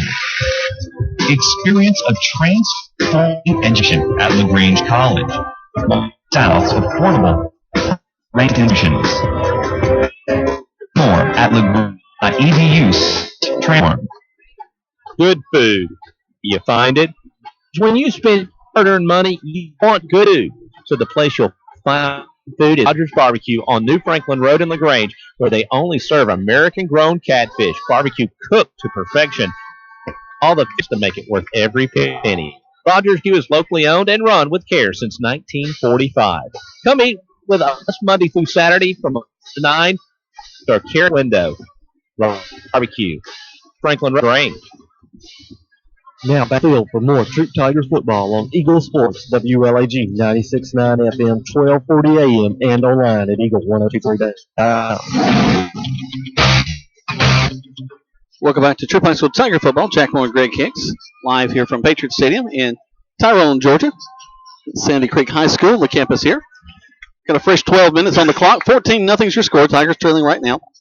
But, if you told me that we were going to be 14-0 going in, or, really, very easily could have been 7-0. The Tigers gave up one big play there towards the end of the second quarter. But the Tigers, really, their defense has done a good job. The offense has held the ball, had a couple pretty good drives. I had a chance at a field goal earlier. So now we're ready. Sandy Creek's going to kick the ball off, kicking it for the 40. Line drive kick, taking it to 40, actually 38-yard line. So real good field position for the Tigers. Good job by DeQuest Johnson, a sophomore wideout. Good hands there. He's really come on strong the last 3 or 4 weeks from his wideout position as he's second on the second tier there at the 39-yard line, is able to pick it up and a couple things there. That tells you that Sandy Creek's looking to score, possibly get the ball, score big, and they also respect Brandon Hurd's ability to run the ball from inside the 5-yard line. Yep. That's right. So excellent field position as the ball spotted on the 39-yard line, and the Tigers will start this second half of play. Man, just like they ended the first half of play, Jack, I would really love to see them drive down the football field and put 6 on the board. Smith going the quarterback, back under center. Going to run down the line, hand it off to our tailback, who's going to get hit hard at the line. He's going to get across the line of scrimmage, get about 2, 2nd and 8. Following the center, Hudson Newton, along between Jason Hernandez, your guard, your left guard, and Mitch Mathis, your right guard, is able to pick up a couple of yards up the middle. And again, they've got a chess match going on here. Sandy Creek's trying to figure out what they're going to do with their 4-3 defensive stance. And 2 corners. They've got about 8 men in the box right now. Smith backs up the pass, just a 2-step drop, throws a quick out, complete to Johnson. Johnson going to get a couple yards upfield. Getting near the 45-yard line. He's going to be short of the first down, 3rd down. He'll pick up. It was a nice little where Johnson took about 2 hard steps, turned around, and came back towards Smith. A little wheel route out there. That's right. Picked it up, spun around, and toward the Troup sideline. Was able to pick up 3 yards. It'll be 3rd down and 5 as the ball rests on the 43 and a half yard line, maybe the 44. Sheely comes in for 4th down. Split backfield. He's going to take the snap. He's going to run the option. He's going to slip down as he tried to turn up field. So we're going to turn over. Probably have to punt the ball away here, 4th down and 5. Hunter Mowers is sitting out here from his little slot position. Was set up an excellent block on the defensive end, and I kind of wish Dexter Sheely would have pitched the ball to Dre Towns at that time. I think we might have made that 1st down and even then some. But at any rate, the Tigers 3 and out. as the ball rests on the 44-yard line. Will Smith backs up inside the 35 to the 32 is where he'll stand to punt the football. Takes the snap, good snap, kicks the ball away. That way down the field. Nice. They weren't ready for that at all. Inside the 20 to the 18-yard line. Let's take a quick 30-second break. 14-0 is your score. Tigers trailing. You listen to Tiger Football on 96.9 and 1240 WLAG.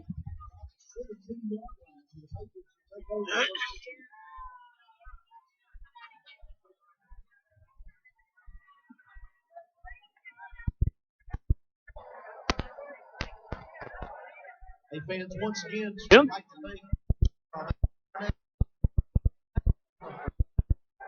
Frankie Shakers and give them a big round of applause. Paid political by the Prince Sword.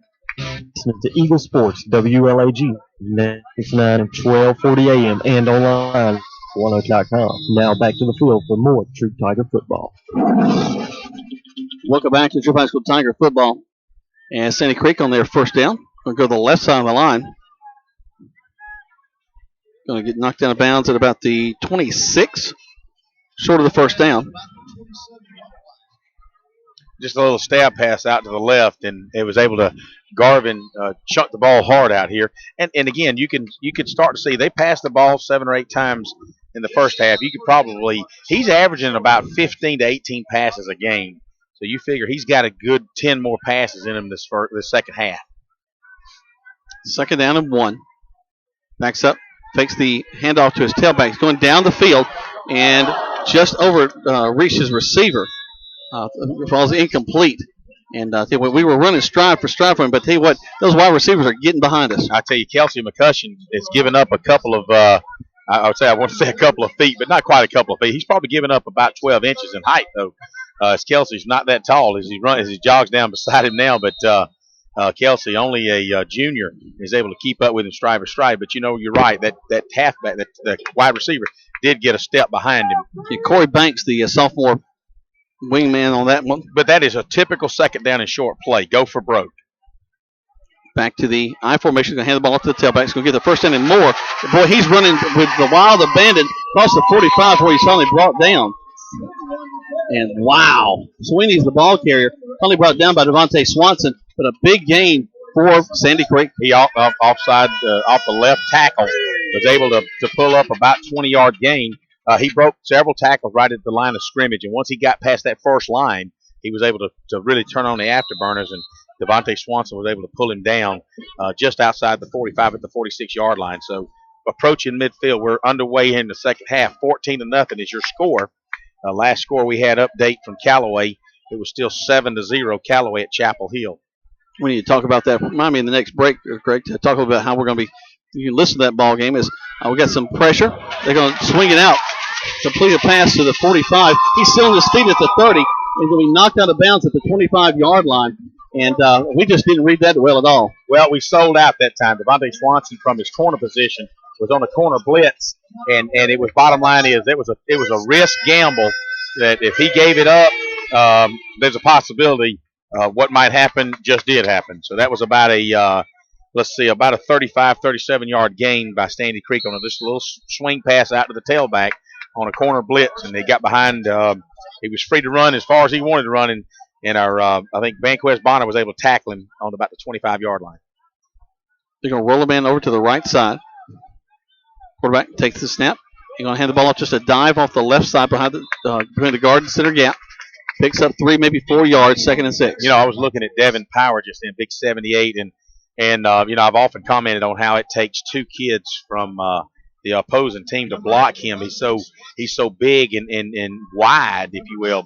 And there was 2 guys on him at that time, and I don't care how big and strong you are, when you got 2 big offensive linemen blocking against you, it's a workload. But so he's standing his own ground as your nose tackle, Big Devin Power. Going to roll the tight end back over the far side again. Toss sweep going around the right side. We're going to tag him in the backfield. We've got to tackle him in this game. He's going to get back to the line of scrimmage. Good job of closing in by the Tigers. Well, you give Hunter Mowers and Travasky Callaway just closed in hard on that. Was able to. It looked like you're right, Jack. The way it opened up, he's going to get 7 or 8 yards. He only got 2. Real quick, we mentioned the Callaway, our friends Tony and Coleman over there doing that ball game tonight. Notice right now you can't hear them. You can see that game streaming right now on 96.9 at 1240. Excuse me, Eagle1023.com. That's right. I'm sorry, I got my mind going again. But we'll let you know that after the conclusion of this ball game, you can actually stay on this channel and hear. They're going to replay the Callaway ball game live there from there. So that'll be exciting if you want to just stay up and listen to the ball game for a long time. We're going to sack the quarterback. Great play back at the 30-yard line. Good job by Devontae Swanson. He said, if I didn't get him the first time, I will get him this time. He sails out and goes and he takes the quarterback out in the backfield. That's going to bring up 4th down for Sandy Creek now. So defense bending but not breaking as the ball rests on the 29-yard line. Going back to that, of course, Callaway, they're playing a big ball game over there, and we're going to hope to carry that ball game live right after the Troup High School game tonight. So that'll be fun for you. Of course, you can go up on the World Wide Web at Eagle1023.com. This game is streaming there. You'll also be able to see the Callaway ball game streaming as well. So lots of different ways to catch this ball game. We're glad you're with us right now. And it looks like they're in 4-down territory. It's on 4th down. 4th down and 14 as the ball rests on the 29-yard line. Backing up the pass as the quarterback stands there in the pocket, throws across the middle, tipped, and we're going to have a flag, and it looks like it'll be a holding call. Yeah, it's Sandy Creek interior line. Garvin was almost sacked again by the interior line. Big Devin Power and Dikembe Billingsley was all in his face, and it took several of the Sandy Creek offensive line, and they're going to be a holding penalty. And I think they'll be declining that and get the ball back if I was them. So they will decline it. Tigers will take over 1st and 10. So, hey, Jack, really, that was a good defensive stand you had a long run off tackle. You had a little swing pass that a sellout by the cornerback on a blitz. You had a 20-yard, 30-yard gain. And then you had Sweeney was up the middle for about 15. And then the Tigers toughened up. And they didn't get inside. They got inside the 30, and that was as far as the Patriots could go. So the Tigers will take over 1st and 10 on their second possession of this second half. Sweeney will come back in at the quarterback position, split backfield behind it. And we're going to actually jump off sides there. Yep. Off his right end. Unfortunately, number 19 for us, Justice Marable, has gotten Justice really impressed us last year in the Fayette County game where he started coming on strong. Unfortunately, he's filling in for Hudson Newton. Actually Hunter Newton, and was able to jump just then, and dadgummit cost us 5 yards, but that's fine. We'll work on getting that back, and it'll be 1st and 15. Sweeney will stay in at the quarterback position. We'll split the man wide to the far side. Trey Towns will be in a slot position to that far side. Dunlap will be the lone back in the backfield. You can tell this is a grass field because his jersey is dirty. Sweeney going to hand the ball off, going around that left side, and we've gone to that well quite a bit, Greg. Yes, we have. I was just thinking, you've almost gone to it too many times for a reverse, but certainly a counter option might work. But at the same time, and we haven't gone to the pitch yet. We really haven't had a pitch relationship with anybody. No, it's been either the quarterback's just fallen into the hole, or we've handed it off right there. So, of course, now in that particular play, we just had the single back in the backfield. We'll go back to the split backs. And I'm looking at Cueto Florence split next out here to the far side toward us. Be nice to get him in on the game. Yep. As Sweeney rolls to his right, going to run the ball up the field, picks up about 6 yards, brings up 3rd down. It was he pulled back into the pocket. He looked downfield at his primary receiver. It was covered, and then all of a sudden he had to make his decision to run the ball, and he straight up the middle and picks up, like you said, about 6. But nice little run though, really for Sweeney. He gets inside the normal yards marker. Now it's 3rd and 7 from the 31-yard line. Something very different about him is that he a little bit nervous as he moves around with the ball, a little bit quicker to make his decision to run instead of looking for the pass. I agree with you. Toss sweep going around this near side. Going to pass a running room at the 40 to the 45. Great downfield block by the Tigers to the 40-yard line on the other side. And tremendous job by Cueto Florence doing a block downfield that frees up Dunlap. Of course, we do have a flag back at the 50. And it could. My guess is they're going to get holding by Florence. That's what has happened. That was a good block. I thought it was a good stalk block. Just kept him going, kept him pushing, and they're going to call holding. But by this time, Dunlap had already picked up 25 yards. He actually picked the ball up on the 32 all the way down to the 48, so about 30-yard run at that point. Actually, it was about a 38-yard run. The spot of the foul will be at about the 30-yard mark. Ball rests on the 42, still a 1st down for the Tigers. Good job, Tigers. So from where the penalty is and the spot of the foul, it's going to back the ball up. But as a result, net result is first down. Hey, I'll take that all day long. First down, Tigers! Well, if you're not familiar with what we're doing here at Sandy Creek, every time there's a first down, they go first down, the stadium announcer does, and the crowd answers, Creek! So we're going to start that on the radio, I guess. We hope we do about 5 more this series. Here we go. Smith will be back in the quarterback. We'll hand the ball to the second back of the backfield. That's Towns. He's going to get hit the line of scrimmage. Maybe gets a yard out of that one. Really nice blocking the previous play as he followed up behind Mitch Mathis and Wellington Callaway off the right side. They just plowed open some holes and allowed, and we talked about a pitch play, a toss. Really, that was just a toss to Dunlap. Picked up 38 yards, but really net 30 because of the penalty. Johnson here onto this near side, split backfield. Toss sweep going around the other side to Dunlap. Dunlap trying to get to the corner. Creek, they're going to be on him. He fights his way. Oh, gets back. Actually going to lose about a yard. He just couldn't get to that corner. Again, he was there everything he could do, but I just see a toss sweep reverse on that because did you see all 11? The pursuit was enormous, and if you had the wide out, just simply take a step out, step downfield, and hightail it backwards on that kind of pursuit. You're looking at a reverse that would pick up that should pick up some yards. I don't know if you've noticed the third down. Every time a third down comes up for the Tigers, they play this tolling bell. Similar to if you're a wrestling fan, the Undertaker's music as he's about to come in. That's right. Smith has a little trouble with the ball. Throws it downfield, turns, and almost caught. Oh, what a nice pattern and a nice pass. I mean, that ball was placed, a.k.a. Cole Garvinish, if you will. Will Smith had a rope there, Jack, 30 yards on a rope. R.J. Harrison was right down the field about 12 yards, and he cut on a slant pattern, outward slant toward really the post, and the ball was placed perfectly. R.J. just couldn't hold on to it as his defender was all over him. You kind of wondered if it wasn't a little pass interference. Little bump in there. But R.J. did a nice job trying to catch it, and Will Smith did an excellent job throwing the ball. He's back to punt the ball away now for the Tigers. He'll wait for the snap, takes it, steps up, gets the kickoff. Man, he has punted the ball very well. As they're going to take it, catch it at the 25, back upfield to the 30. Little juke move there at the 50, at the 45. Reverses field, going to go out of bounds at the 44-yard line. Let's take a 30-second break. Tigers trailing 14-0 to Sandy Creek with 4:05 left to go. You're listening to Tiger Football on 96.9 and 1240 WLAG. Hi, friends. Here with friends. I'd like you to come check out the all-design Kia Rio. Kia is not only efficient, but it's comfortable and safe as well. The 13 Rio starts as low as $12,900. It's backed by Kia's 10-year, 100,000 power trade. Right now, you can drive the Rio for only $159 a month on a 36-month lease. The Rio is a 4-door sedan, 45 bags. Rio and all our inventory online at KiaLaGrange.com. Help support your local. See Kia complete leases with $1,999 signing.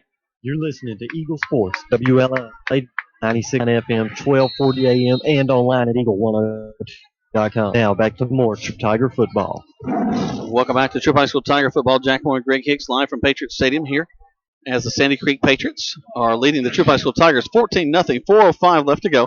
As the Patriots going to hand the ball off to the right side, pick up 5 yards on that one.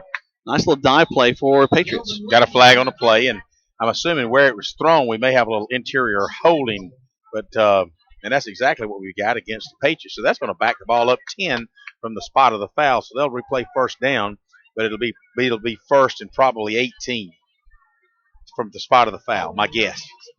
He starts to walk it off, heads back down the field, across the 50. Ball rests now on the 47-yard line, and the Sandy Creek will have that first and 10 there. 3:57 left to go in the third quarter play. Tigers trailing 14-0. Actually, like first and 18 from the 47-yard line. Now, would it be nice to have a defensive turnover, Jack?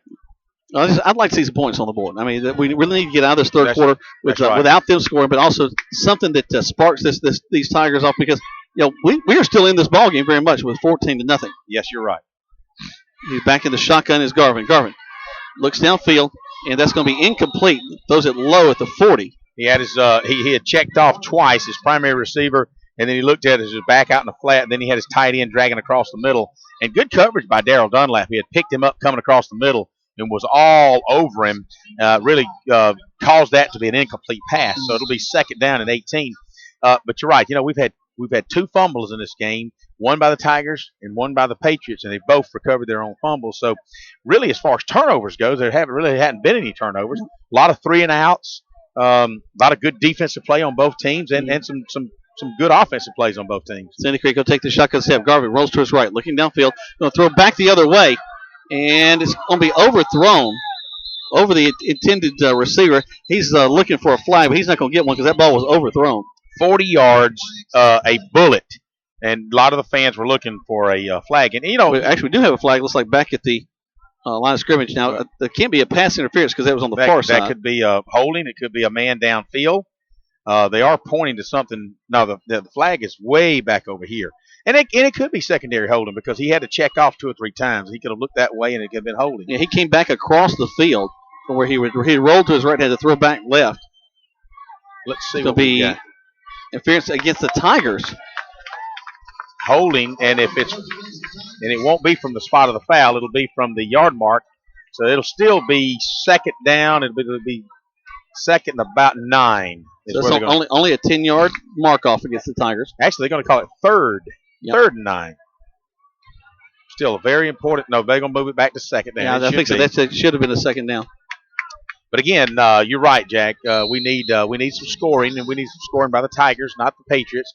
And the Tiger defense, and they look mighty dirty on that field right now. Yeah, they do. But they have held their own, keeping the Patriots so far.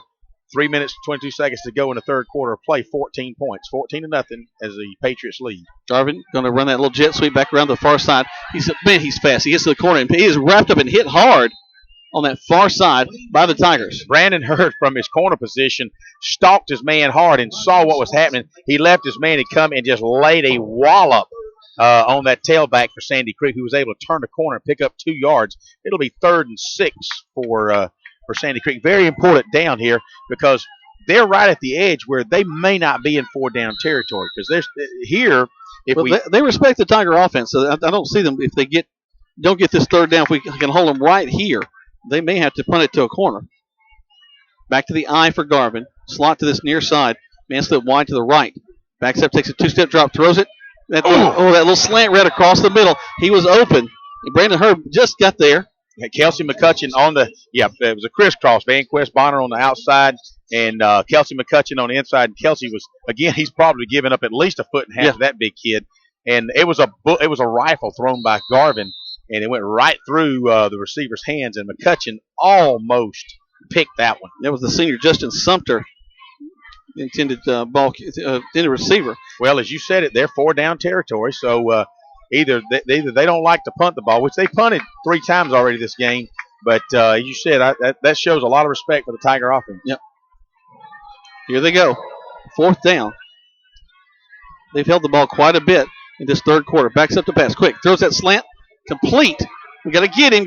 He can't get across the 35. We hold him short. I don't think he got it. No. If they go by the spot, it'll be 1st down for the Tigers on this one. I think the Tigers offense is coming on out, and I just don't understand. Yeah, that's right. He's short of the 1st down. Good job, Troup Tiger defense. Exactly. He had to get across the 35-yard line. He caught the ball probably at about the 37, took 1 step and was hit and brought back. Great presence of field to bring him back and bring him down. Hey, you go to your top one, your number 1 receiver on a little slant pattern. Why not? It worked for many teams with great wide receivers there. And but give credit to that Tiger defense for Kelsey McCutcheon, and Van Quest Bonner was all over him. Smith will come back into the quarterback position. Back up, run a little trap play inside. Get about 3 out of it, 2nd and 7. Just hen picking away. We talked about ball control. I know a lot of these fans are. And sometimes even we maybe, man, why don't we do something differently? We'll run up the middle, but, he gained 3 yards, 3.5 yards that time. And at the same time, it's taking time off the clock. Now, I'm not in the moral victories here, guys, as you fans are listening. And if we win the ball game, that is wonderful. Mm-hmm. But we also holding the Sandy Creek out of 52 points is also a big deal. Big deal. That's right. So you kind of like the strategy by the Tigers now, as it's 2nd down and 7. Tigers in an I formation now. Cross sweep to Dunlap. Dunlap going to the left side. Finds the seam.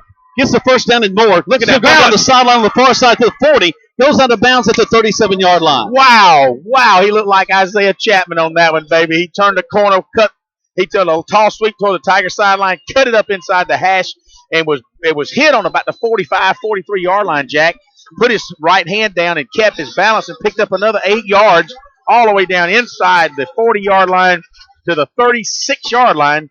About a 22-yard, 26-yard jump by Darrell Dunlap. Smith stays in at quarterback. They'll have Dunlap. And looks like we've got Bonner coming in at the fullback. The fans are shaking their shakers. Let's go Tigers. Let's go Tigers is what they're saying. I'm surprised to see the Sandy Creek home crowd pulling for the Tigers. Dunlap going to toss it around the right side. He's going to run into a blocker. Cuts it, reverses his field, goes to the left side. What a block by the quarterback Smith. Dunlap still his feet, pounding yardage, gets back maybe to the line of scrimmage. I tell you what, though, Will Smith turned around. He saw what was happening. Great athletic ability by Darrell Dunlap, and able to come over here, and about 8 guys he saw in navy blue jerseys had to reverse his field. When he did that, Will Smith saw that, and a key block. Otherwise, Dunlap's probably losing about 8 yards. Well, we're going to lose about 10 because they called us for a hold, which typically happens when you have to reverse your field like that. You're going back across the faces of your linemen. Their blocks are now on the other side of them. They're trying to catch up with them. So they're going to mark it off against the Tigers back to the 45-yard line. And it was actually, wow, back to 47. So rather than 1st and 10, we're looking at about 1st and 20. Actually, about 22. Maybe 20. Yep. So minute 20 left in the third quarter. Your Tigers down by 14. Sandy Creek 14, Troup Tigers 0. Tigers have the ball, and at this moment are moving inside Sandy Creek territory. Smith takes it to the left side. Hands it off to his fullback. Going to pick up about 3, maybe 4 yards. You just got the sense that when the Sandy Creek players come off the tackle, and they look around and they just realize, they're pumped and they're doing all the chesting and the hoorah and hoo-yah and all that kind of stuff. But they know that they're in for a fight tonight. They have been for the first 3 quarters of this ball game. Tigers are going to be offsides. They're going to decline that 2nd down now after a gain by Vanquez Bonner. That'll take it'll make 2nd down and about 22 yards. Ball still in Sandy Creek territory. Actually, it'll be 2nd down and 17. The ball's on the 44-yard line of the Sandy Creek Patriots. The Tigers have to get down to about the 26-yard line, 25, 26-yard line for a 1st down. On this field, Jack, I'm sorry, sometimes the hash marks are really hard to see. They are hard to see with the grass getting churned up out there. Smith looks to the sideline. Gets his play. Goes back under center. Time ticking down, 41 seconds in the third. Smith going around that left side. They hand the ball off. They're going to get another maybe 3 yards. Brings up 3rd down with 33 seconds left to go in the third quarter. 14-0 is your score. Tigers trailing. I'm looking at R.J. Hairston and Emmanuel Trammell really doing some good start blocking down the field, because if that quick trap busted, they're going to need to be staying with their blocks all the way down the field. So, but you're right, less than 15 seconds in this third quarter. We may not get this play off, Jack. 7-6, time ticking down. Smith. Audibles at the line.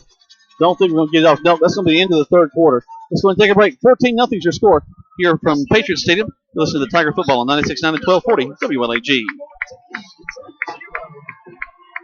Flu season is upon us, and we would like to invite you to get your flu shot at Holmes Pharmacy. If you have Medicare or insurance, it could be free. And if you have a big group of 10 or more that would like to get their flu shot, call Holmes Pharmacy. I'm Perry Prather, pharmacist. So, drug conversation. Your flu So come see me or any of my fine staff today. Life insurance is one of those subjects that make people want to change the subject rather than admit they probably don't have enough. And that's why State Farm agent Mabel Smith Sharp in LaGrange focuses on how the benefits of life insurance actually in terms of life without having to sell the house insurance, or life without having to give insurance, and how the benefits of life insurance can live on for you. Call State Farm Mabel Smith Sharp to 9324 and put the life back in life insurance. Now back to more Troup Tiger. What's LAG 9 and 40 a.m. and online at Eagle. Welcome back to Troup High School Tiger Football. Jack Moore and Greg Hicks live here in the fourth quarter of play for the Troup High School Tigers, trailing 14-0 to Sandy Creek. A little draw play to Dunlap, and it was going to go for some yardage, but a flag on the play. Illegal motion against the Tigers.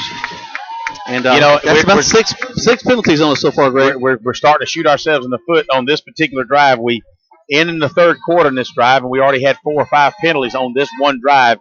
And now we start off with a nice little draw, a tailback draw, and like you said, was going to go for 7 or 8 yards minimum. And that's going to back us up 5 yards on an illegal motion. So we're looking at third down and, gosh, Jack, 21, 22 yards? It's a long way. We're still inside Sandy Creek territory at the 47-yard line, however. Nathan Wilborn will be back in the backfield along with Smith. Smith takes the shotgun snap, and we're going to be offsides again. And I don't know if it was the tailback that leaned forward inadvertently, but again, we're just shooting ourselves in the foot right now.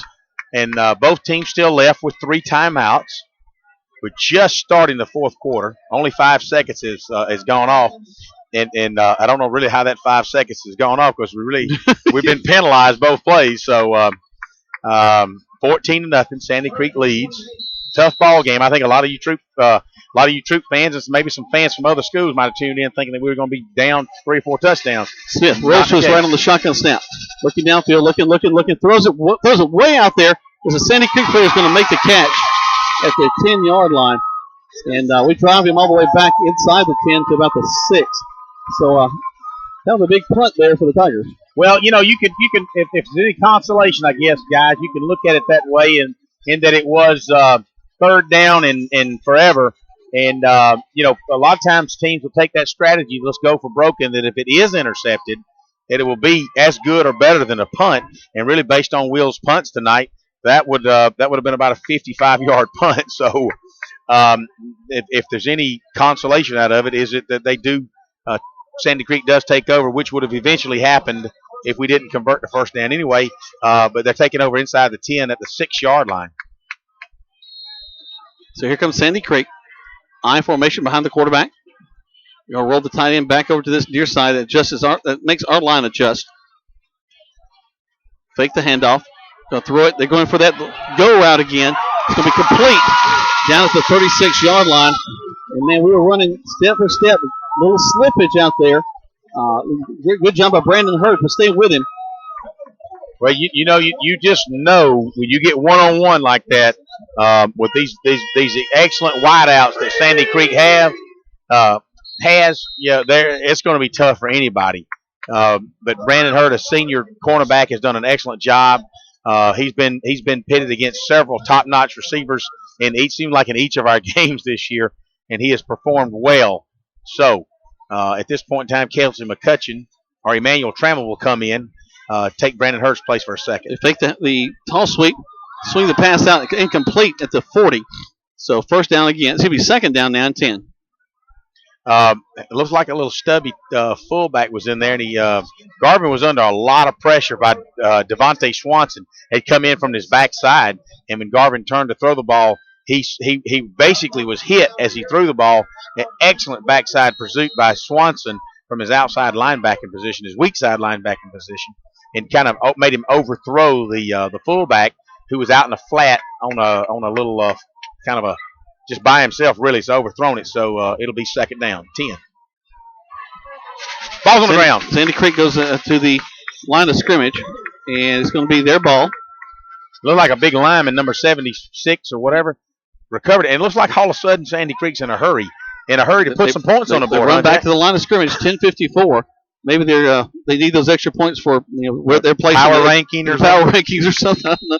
The BCS is coming down to high school football. There you go. Quarterback's going to back up again. Ooh. Wow, man, we hit him hard. He's going to get another, maybe a yard. He's at the 45. Still be fourth down there at the 45-yard line. The big Devin Power. Look at him off the bottom of the pile. Man, he was nailed. Now, how is Devin got a shirt that clean looking when he's on the bottom of every pile? I don't know. Fourth down and 2. They're going for it. As they always do. They hand the ball to the tip, and they get it. They get a big run across the 40 down to the 38-yard line, and a first down for Sandy Creek. And I don't know if Sweeney is pointing at himself bragging or if he needs a break. My guess is he's bragging. A lot of these guys, I guess if you won that kind of state championship, you can brag a little bit while you're getting up there. 10-14 left to go in this contest. 14-0. Sandy Creek driving the ball. Ball rests on the 39-yard line.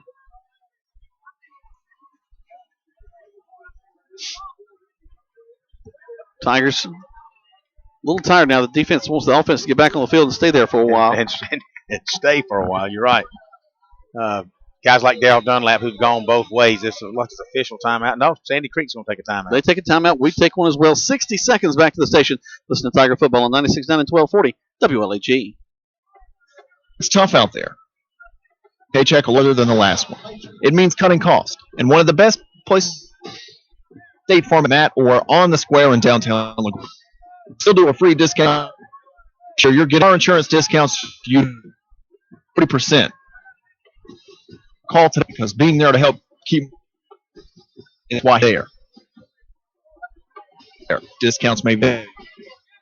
When you sell your Auburn Church, your Remax. You Joel Love Church at 706-523-1702. At 765-3014. Are you ready to buy a house or land? Then call Remax Result Agents will find what you want and be with you from the first day to the day you sit down in your new home. Let them go to work for you. Call Joel Church at 705-223-02. Bob Church at 706-523-004. You're listening to Sports WLAG 96 FM 48 and online at 102. Now back to Tiger Football. Welcome back to Troup High School Tiger Football. Tigers trailing 14-0 with 9:48 left to go in this ball game. 1st and 10 for Sandy Creek. Quarterback going to fake the draw play. Going back to the well, all the way downfield, overthrows his intended receiver. Man, they are fast going down that seam. Kelsey McCutcheon, stride for stride with him.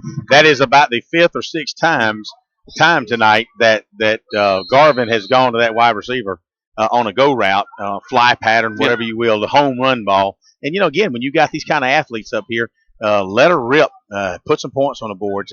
And again, Tigers defense just done, for the most part all night, done a great job. Ball on the right hash, slot to this near side. We run right by the ball carrier. He's hit. We got to wrap up. Gets to the 35 to the 34-yard line. Short of the first down, brings up 3rd. Devontae Swanson on a corner blitz almost had him in the backfield. Travasky Calloway from his outside linebacker position was able to corral him up. Be 3rd down and 4.5. Balls inside the 35 to the 34-yard line of the Tigers. Sandy Creek quickly back up to the line of scrimmage. Garment back to the eye behind him. Backs up, going to hand the ball off to the tailback. And he's going to get the first down to the 25-yard line. Jumps up, tosses the ball to the official. He is, he hasn't really run the ball a whole lot because Sandy Creek's, the few runs that they've had have been sweeps and really have not been successful at running the football all night. But he is quietly now in the second half starting to pick up, 40, 50, 60 yards his total offense as far as his gains. He's going to hand the ball to Sweeney again. Sweeney's going to be spun down at the 24-yard line. Little half effort, it looks like, by Sweeney. Wellington Calloway and Daryl Dunlap take him down. Sweeney looks like he's either tired or what. He's coming out of the ball game, but he got the ball and just kind of half-heartedly was running. Was straight up and down, really. Yeah, he just like, well, I'm tired, take me out. And he does. So I guess that's how you get a break at Sandy Creek. You have to do it, and you get to come out of the play. 8:33 left to go in this contest. 14-0 Tigers trailing. Sandy Creek driving the ball inside to the 24-yard line of the Tigers. Tigers with a 4-man front. As they're going to fake the handoff to the tailback. Quarterback's going to throw. Oh, yes! And we're going to tip the ball. Good job out there by Brandon Hurd. Wow. Almost picked it off, but he tips the ball right as it gets there to the receiver. Excellent break on the ball. He had him, Garvin said, he throws the ball across the field, which is really a no-no, but when you got the kind of arm strength that he does, he can get by with a lot of that. But Brandon Hurd broke just inside the wideout and almost picked that off. I think it probably surprised Brandon to look up and see the ball, because had he caught it, we would have been hollering touchdown. Now, there was no arc on the ball at all. It was just a frozen rope across there. Yes. Heck of an arm that kid's got. Twins to the far side, man, split wide this side. He's going to take one step back, swing it out there. He's trying to get to the corner, get that first down. We're going to tackle him, and they're going to mark him with a first down. Wow, that's a lot of forward progress there. Yep, just a little bubble screen out there, and where we had the wideout blocking down on Brandon Hurd and did a good stalk block on him, and it was a bullet thrown from the arm of Garvin, and all he did was the slot back, took a little wheel route, if you will, and he broke out around the edge, and he picked up just enough for the first down, so the ball's resting inside the 20 at about the 16-yard line. 7:56. Clock continues to tick. The Tigers would rather not Sandy Creek score this time, so they'll try to do everything they can to keep them out of the end zone. They go back up, hand the ball to the tailback, Sweeney. Sweeney, a little bit better run this time. Gets inside the 10 to the 7. He got him some of that Calvin Johnson Powerade over here. Yeah, I guess there's a lot of Calvin Johnson-ish kind of stuff around here. Yeah, it's, for you guys fans that may or may not know, Calvin Johnson was kind of one of their very first standouts here in a long time, about 10 or 12 years ago, and wound up going to Georgia Tech, and then has been playing with the Detroit Lions for the past, 7 or 8 years now, I guess. So many people may not have heard of him. That's true. They may not have. If you're playing with the Lions. That's true. Oh. And looks like the Tigers will take timeout. Timeout call on the field. They take a timeout. We take one as well. 60 seconds back to the station. 7:06 left to go. 14-0. Tigers trailing. You listen to Tiger Football on 96.9 and 1240 WLAG.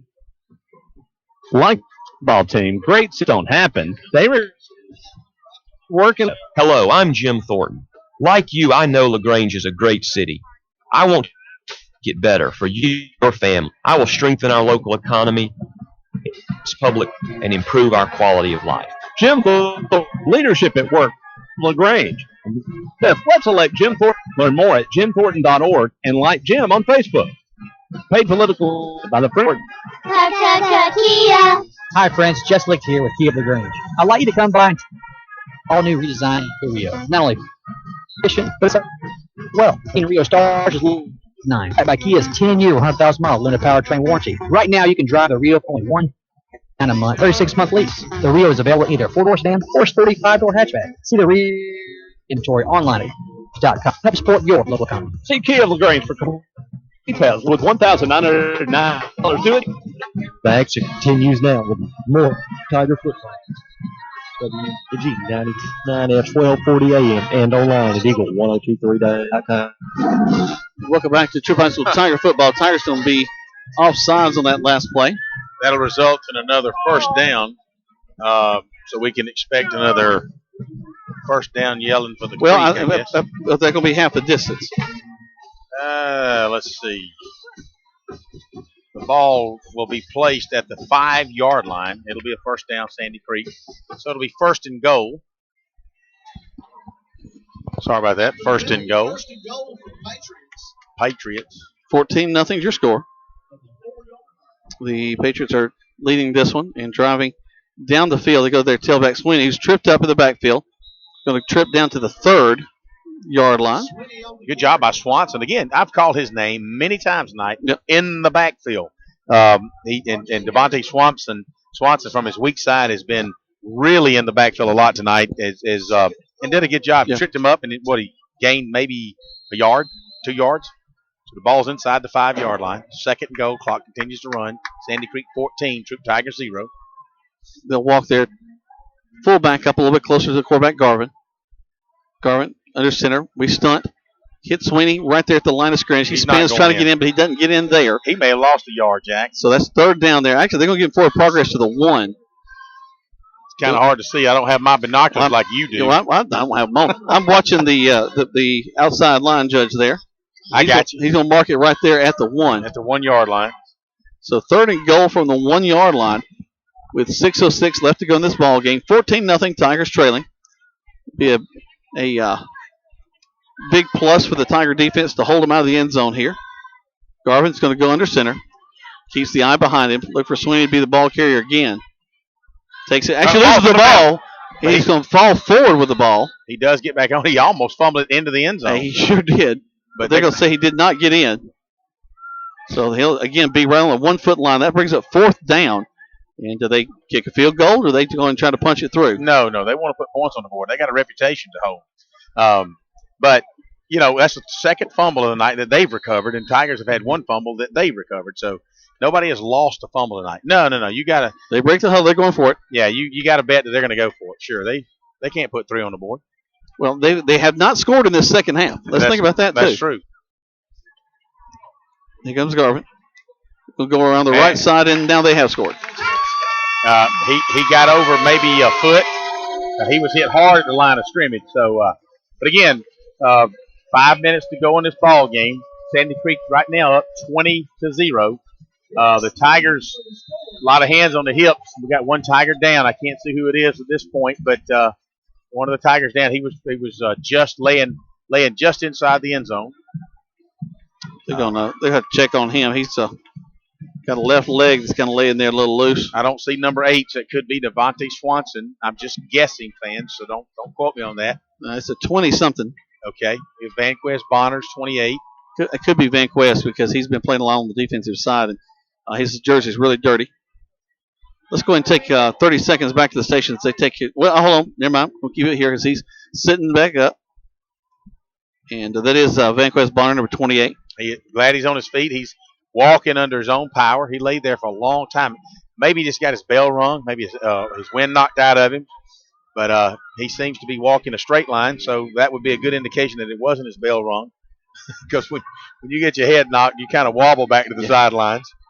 So he's looked like he just got his breath knocked out of him. He was kind of beating on his chest like that may have been what happened. Yep. But so again, 5:06 remaining in this ball game. Hard-hitting ball game. It has been. It really has been. Sandy Creek looking to put the point after touchdown on.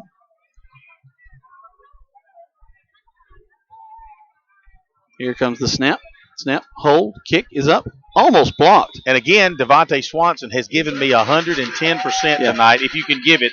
And he was diving. He laid out that time.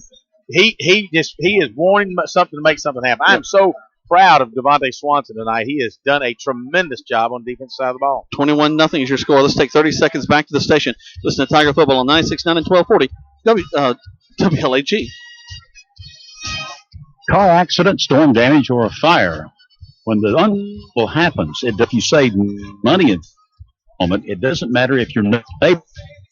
You do this moment. What matters is that your independent insurance agent and the company stands by them have auto owners insurance. The no problem people. The Mallory Agency, 301 West Harris Street, LaGrange. Visit them online at MalloryAgency.com. Now back to the field for more Troup Tiger football on Eagle Sports, WLAG 96.9 FM, 440 AM, and at EagleToup.com. Oh, sorry, my bad. That was a great kick with that bad word there. My bad. All right, so Sandy Creek will kick the ball. They're moving left to right as you look at your radio dial. Let's see if they kick it deep this time, Jack. I'll bet you they don't. We'll step up, and there's the kick, and right along the ground. Picked up at the 30, and we go down at the 32. You know, kind of like the Tigers at times. Sandy Creek's fairly predictable. They're not going to. Seen that a lot this season on a lot of teams. Yeah, well, not just that. I'm talking about, like they're going for the fourth down. They're not going to punt. And here they could have easily put 3 on the board, but I think their ego's big enough. They can't settle for just 3. They got to have 7. But, and we'll talk more about this in postgame. But it's 21-0. Nobody has held Sandy Creek under 53. That's right. So I mean, let's give the Tiger defense a lot of credit. Yeah. No. They have. And again, I mentioned going to break how proud I am of Devontae Swanson. Wow, what a well of a game he played tonight. And there's still 5 minutes to go in this ball game, so it'd be nice to see the Tigers put something on. And we're going to jump off sides. We're at least over 10 penalties, I think, in this ball game, Greg. Well, we'll go a week or two, and we'll just self-inflict ourselves, and then we'll go a week or two, and we'll just be just like last week. No penalties, with ball control, look sharp, and now this week, especially the second half. The first half, not so bad. The second half, we probably had 10 penalties in the second half alone. Dexter Shealy comes in at the quarterback. He'll have Dunlap behind him to his right. He'll back up to pass, roll out, throw it, and be in and out of the hands of Cueto Florence on the flats on the far side of the field. Just a little slant pattern. Cueto was a slot back at that time. DeQuez Johnson was a wide out. Cueto came down about 4 yards and then a quick slant and was wide open. Shealy's probably. Oh, good. Just got to announce that the Braves win. Braves win, as old Skip would have said if he was still with us. Yes. So Florence is in on a little slant pattern. The ball is thrown just a little behind him because he was wide open, Jack, and that would have been a good 7 or 8 yard gain right there. As it looks, it's 2nd down and 15. Ball's resting on the 27-yard line of your Troup Tigers. 21-0 is your score. And officials trying to get everything set back there. Florence will be on the far side. Shealy stays in at quarterback. It'll be Townsend Dunlap in the backfield for him. He'll split a man wide to the far side. Tied into this near side on the left. And official timeout on the field. Maybe they get paid overtime. Maybe they're just excited about the Braves win. I'm not sure what's going on here. Speaking of the Braves, now the series shifts to Los Angeles on Sunday. Yeah, isn't it nice, though, to have a great rivalry like the Braves and the Dodgers play in the first round of the playoffs? It was tough. We look back when we were growing up, the Braves couldn't cut themselves out of a wet sack. Yeah. And in the last 20 years, fact, the Dodgers have been the who wore same way. those sacks to Atlanta Fulton County Stadium. That's true. Around the right side goes Shealy. He cuts up field. Gets a lot of those yards back from the penalty. We'll bring up 3rd down and about 7. It was a nice 7 or 8 yard gain for Dexter Shealy, where he just simply, it was a read option, and he takes it and goes as he rounds the corner, fails to pitch, didn't need to pitch, turns it upfield and picks up about 7 or 8 yards. 3rd down and 7 as the ball rests on the 35-yard line. There's the Undertaker gong there. Smith back in, takes the shotgun snap, looking downfield, throws it. They're going to give him a reception. He did make that catch. First down. The 46-yard line. So, hey, nice little pass by Will Smith. That's not for whom the bell tolls. It tolls for Sandy Creek that time, so we get a 1st down. 21-0, 4:27. Tigers want to put some points on the board. Well, again, a little play action by Smith. He fakes the dive to Trey Towns. He rolls out toward the Troup sidelines and hits Cueto Florence on about an 8-yard down and out right on the sideline. So good footwork by Cueto Florence and a nice pass by Will Smith. Florence and Johnson out to this near side. Florence in the slot. Smith will take it. Looks downfield. Got some time. Throws it across the middle field. Complete to Florence. We had a nice little slant back across the middle of the field. He'll pick up the 1st down for the Tigers. 1st down, Tigers! As they move the ball down 14 yards inside the Sandy Creek territory. Just from his slot position, cut across the middle of the field. Really dangerous territory to make a reception. But does. He cuts upfield, picks up the 1st down and more. Ball rests down to 41. Slot to this near side.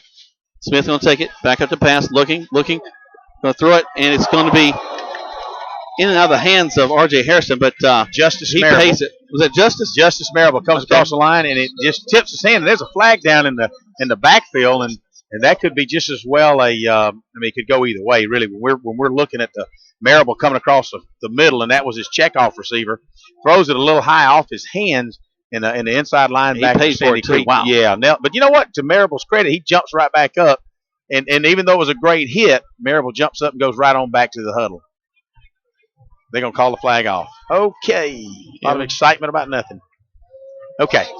So 2nd down now for the Tigers. 2nd and 10. Ball rests on the 41. Got 3 minutes, 51 seconds to put the ball in the end zone. Smith back at the quarterback. Split backfield for him. 2 men wide to the far side. Takes a snap. Goes down the line.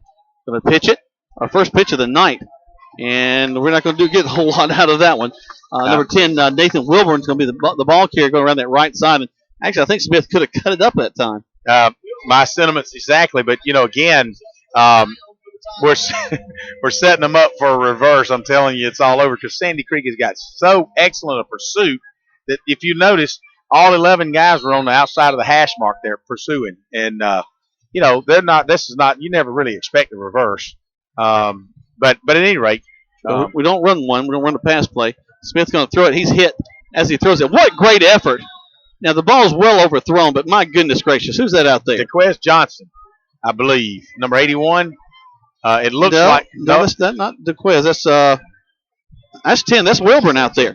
Wilburn got fully extended. Yes, he did. And tried to bring that ball in. You got to just love that kind of effort on a 3rd down play. So I can't believe we're going for it, Jack. It's 4th and 11, and the Tigers are going for it. That was a joke for you listeners. We know we're going to go for it. We're down 21.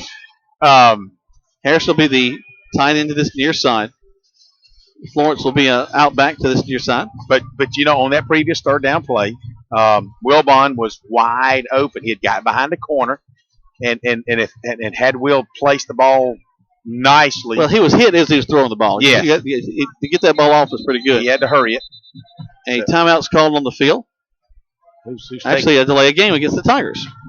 Was hoping it was a timeout, but we're going to get another penalty. Could we penalize the Sandy Creek band for playing while we're Well, on actually, offense? Both bands will be doing their halftime show in the post game, so they're getting ready. So it'll be 4th and 16. It looks like. You know, it would be cool if they could, like, the Tigers on one end and Sandy Creek on the other end, let them kind of battle the bands right here. You know, they could just play at each other and see what happens. You know, they've got 6 tubas to our 1. Yeah, but we got quality. We sound good. We got quality. We really sound Not good. quality. Smith takes the snap, roll it to his right, looking downfield, going to throw it, and they're going to say he did not make the catch. All right, so Tigers will turn it over on downs, and Sandy Creek will come in and take over on the 41-yard line, it looks. No, excuse me, the 46-yard line. 2:51 left to go in this contest, 21-0. We will let you listen to a little bit of the Troup High School band. Hopefully they'll let them play first. You know, we didn't a lot of dew resting on the field now. The change has probably been a good change of season since we played Noonan earlier in the year, and there wasn't this much dew on the ground after the game, and a lot of the Tiger uniforms are dirty, and Sandy Creek uniforms are dirty. They've got a bunch of clean uniforms in now, Jack. Yep. Sandy Creek going to hand the ball off to their tailback, getting to the 50-yard line. Tigers going to force him back. Well, and when I said clean uniforms, they've got a lot of substitutions in. Only about 3 or 4 starters are in for Sandy Creek at this point in time. As the clock continues to run, 2 minutes and 30 seconds to go into this game. Troup Tigers, it looks like, barring any miracles, will drop this game 21-0 as the current time right now, current score. Junior Trey Walker comes in at quarterback. And when you've got Garvin in front of you, probably hadn't seen a whole lot of time on the field. Trey Walker. Anyone? What if he's any kin to the coach? Not sure. Walker going to toss sweep to this near side. Tigers going to turn him inside and bring him down. Wow, nice gang tackling there. Yep. Loses a couple of yards. 3rd down. Clock continues to tick, though. 2:02 left to go. 21-0's your score. I mean, isn't all quarterbacks the coach's sons? I mean, eventually. So I'm guessing Chip Walker, the coach up here, it's Sandy Creek. It could be Chip Walker III. His name's Trey. You know, could be. You're good there, Jack. I like that. All right, 21-0. Minute 38. Again, folks, we sure do appreciate everybody listening to us on these away ball games. Remember, you can stay with us after this ball game and hear the Callaway broadcast. They'll be replaying that ball game. Is there Tony and Coleman are? And where are they tonight? Let me remember where they're. Chapel Hill. Chapel Hill, that's right. Yeah. They're in that ball game. We'll try to get you a score on that one just a little bit. Over there in the kind of the Carroll County area, Temple, Douglasville area is where Chapel Hill is located in that quadrant. Gotcha. Of Atlanta corridor, if you will, the 285 to I-20 area. Pretty country out here around Sandy Creek as we're inside the last minute. 57 seconds left to go. Sandy Creek may get a delay game here, 4th down. Make their way back up the line of scrimmage. Of course, I fully expect if we get hold of the ball again, just to air it out, maybe take the shot downfield, as they're going to throw the ball incomplete. So now the Tiger offense will come back one more time with 42 seconds. I was mentioning, Greg, we should appreciate all the folks out there listening to us. We know a lot of you folks enjoy your evenings. You're sitting there reading a book, doing something, and listening to the ball game. And we really do appreciate you joining us. And we get a chance to see a lot of y'all out in town and talk about the ball games. And, of course, tomorrow morning you can join Greg out at the Kia showroom. Well, unfortunately, I'm not going to be there in the morning. Oh, that's right. You're headed back to Macon. I'm headed back to Perry to the National Fair. And if you've never been to the Georgia National Fair down in Perry, wow, it's only a couple hours drive down through Columbus, Fort Valley, and on down to Perry. Anything fried down there? Oh, food galore, animals, goats, horses, cows. It's crazy. The Midway, the fair. Is that the food, or is that just the animals there? Well, you know. You have your little goat if you want to. Sheely, the quarterback, going to run the ball, keeps his feet, finally goes down to about the 42-yard line. Clock continues to tick, 33 seconds. They get one more play off. They'll have to hustle to get one more play for sure. Sheely was looking downfield, couldn't get it down there. Good coverage, so he has to tuck it and run it. Picks up 8, 2nd and 2, and the Tigers will take a timeout. They take a timeout. We take as well. 60 seconds back to the station. Tigers trail 21-0. You're listening to Tiger Football on 96.9 and 1240 WLAG. Proven leadership is a must to keep LaGrange strong, and we have the opportunity to work for all LaGrange. That's Jim Thornton. He knows needs work and what all works. Thornton is listening. Work hard to keep strong. So vote Jim, Mayor, number 5. Hello, Jim Thornton. And if you want to know about me, I campaign for mayor. Please Jim Thornton and like Facebook. And please vote November. Paid political the president. Hi, Slick here with LaGrange. I'd like you to come by and check out the redesigned Kia. The Rio is not only, but it's one safe as well. 13 Rio as low as 12.9. It's backed by Kia's 10-year model limited frame warranty. Right now, the Rio 1 on a month lease. The Rio, 4-door, 45-door hatchback. Deal in all our inventory on LaGrange.com. Details with $1,999 to its signing. Listen, Sports, LAG 96.9 FM, 40 and online at Eagle102.com. Now, Will Smith back at quarterback. Welcome back as the Tigers got one more play to run. Smith going to air it out, throw it, and we're going to get out of bounds, maybe? No, he's going to run the clock. No, now he stops it with 11 seconds left to go. I've got the ball down to another first down. Will Padden snaps First there. down, Tigers! Sorry, I can't. I may be the only one saying that, but I'm going to say it. There you go. Try it. Hello. It has a good ring to it. All right, and let's see what they got here. Official timeout of the debating on where the spot is. Yeah, move the chains. So depending on where the Tigers go, if they're going to go into the end zone, they might run the clock out. If they just do, a 10 or 12 yard pass, then we may get 2 plays out of this last series. Smith in it, quarterback rolls to his right, throws it across the middle, caught, and that's going to end the ball game. Because well, let's see. Quick timeout. Wait, we get a timeout with 6 seconds left to go. Then we complete the ball to Dunlap across the middle of the field. Brings up second down with 6 seconds left to go. Timeout. We'll keep it here. But I think it's great that I should appreciate you driving actually over from Perry today for our ball game tonight. Our good friends at Chick-fil-A bringing us a Chick-fil-A sandwich here to close things. We appreciate that. Of course, they'll have Chick-fil-A there at the Kia showroom tomorrow as well. That'll be exciting. Who's doing the show for you tomorrow? Well, Coleman's going to sit in for me. Okay. We'll be on at 9 o'clock in the morning. And, the Callaway coach with Coach Pete Wiggins. 8:30. And along with Tony Walls will be there at 8:30 at the Kia showroom. And then, of course, Coach Kendall will be there at 9 o'clock. And Coleman will be taking care of business there at 9 o'clock. Do another one with Lafayette Christian right after that, probably. That's right. And Lafayette Christian will be coming on right after. So a full morning of Coach talk shows from the Kia showroom. And, some neat cars they've got. They've redesigned one of the Soul is redesigned, I think. And the front end of the Optima. I accused it of looking like a Ford last week, but it's a good-looking car. That Ford Fusion, the Kia Optima. When is Kia going to get into NASCAR? That's the next question. A Kia car. That would be something. Who would be the first driver to drive? Hey, man, that Optima though kind of looks like it. Sharp, doesn't it? Yeah. All right, here we go. 6 seconds left to go. Smith will be in the shotgun set. He'll send Florence out to this near side. Take the snap. Looking downfield, looking. They're in total prevent. Going to air it out to the corner. Florence there going to get up. Just misses it. And that'll end the ball game. 21-0 is your score. Let's go ahead and take a break. We're going to roll some commercials for you. We'll come back. We'll talk about what happened in this ball game where the Tigers do fall tonight. 21-0 to the folks here at Sandy Creek. You're listening to Tiger Football, 96.9, 1240 WLAG. Doggone it. Homes Pharmacy, Medicare insurance could be. And if you have a big group of 10 or like to get their flu shot, all Homes Pharmacy can come to you. Hi, Barry Prather, Farm at Homes Pharmacy. Stop by Commerce Avenue in LaGrange. Have your flu shot. Come see me or any of my fine staff at Home Pharmacy today.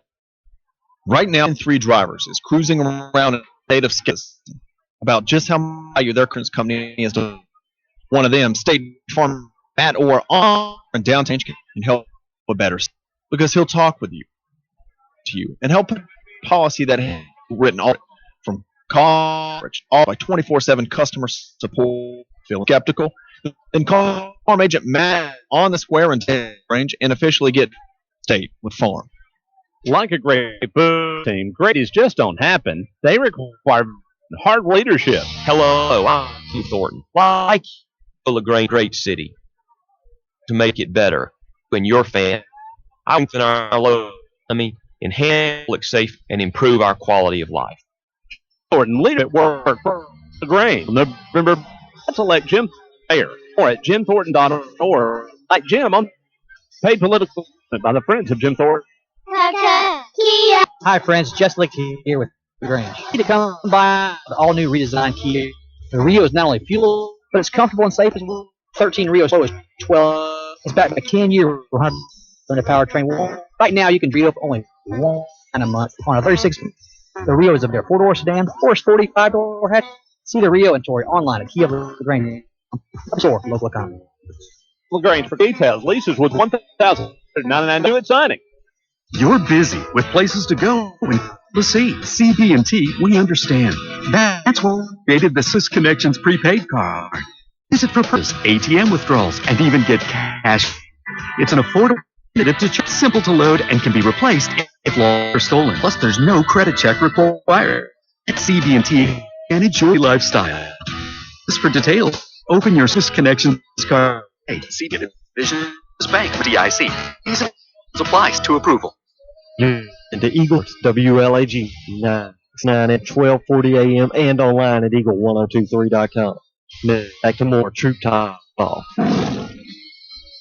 Welcome back to Troup High School Tiger Football. We're wrapping things up here from Sandy Creek. We're about to send you over to the Callaway ball game. They're doing well. We get to hear Tony Coleman in just a second, but real quick, Greg, 21-0. I tell you what, if not that anybody bets on football, but these are not the odds anybody expected out of this ball game. No, actually, I think the Tigers covered the spread tonight.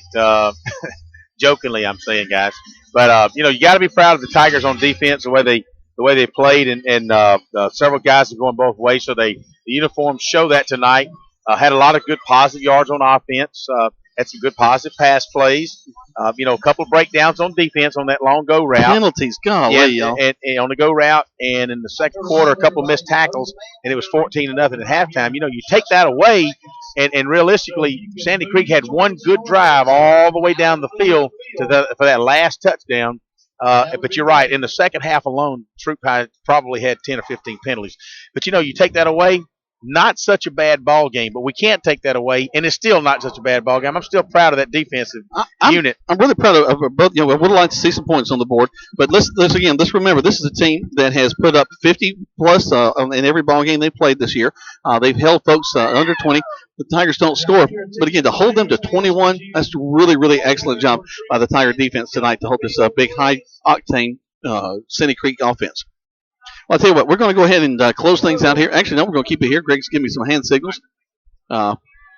He's trying to let me know what we're doing here. Basically, we're just going to wrap it up here, Jack, and go straight to the replay of the Callaway game. All right, so that's what we're going to do. Because they have ended their ball game. I'm not going to tell you the score. It's 45-13. You have to stay and listen. Yes, thank you for that little subliminal message there. Well, folks, we hope you enjoyed our ball game tonight. 21-0 Tigers fall, are proud of the effort that they gave tonight. The Troup High band's actually going to make their way on the field, and they're going to come out and play a little bit. So if you're a fan there, listen to that. You'll hopefully enjoy that. But we thank you again from up here at Sandy Creek. The Tigers have fallen 21-0 for Greg, for Brett, for everybody that has a hand in put this ball game together. We surely appreciate you, and we'll see you next week on the radio. So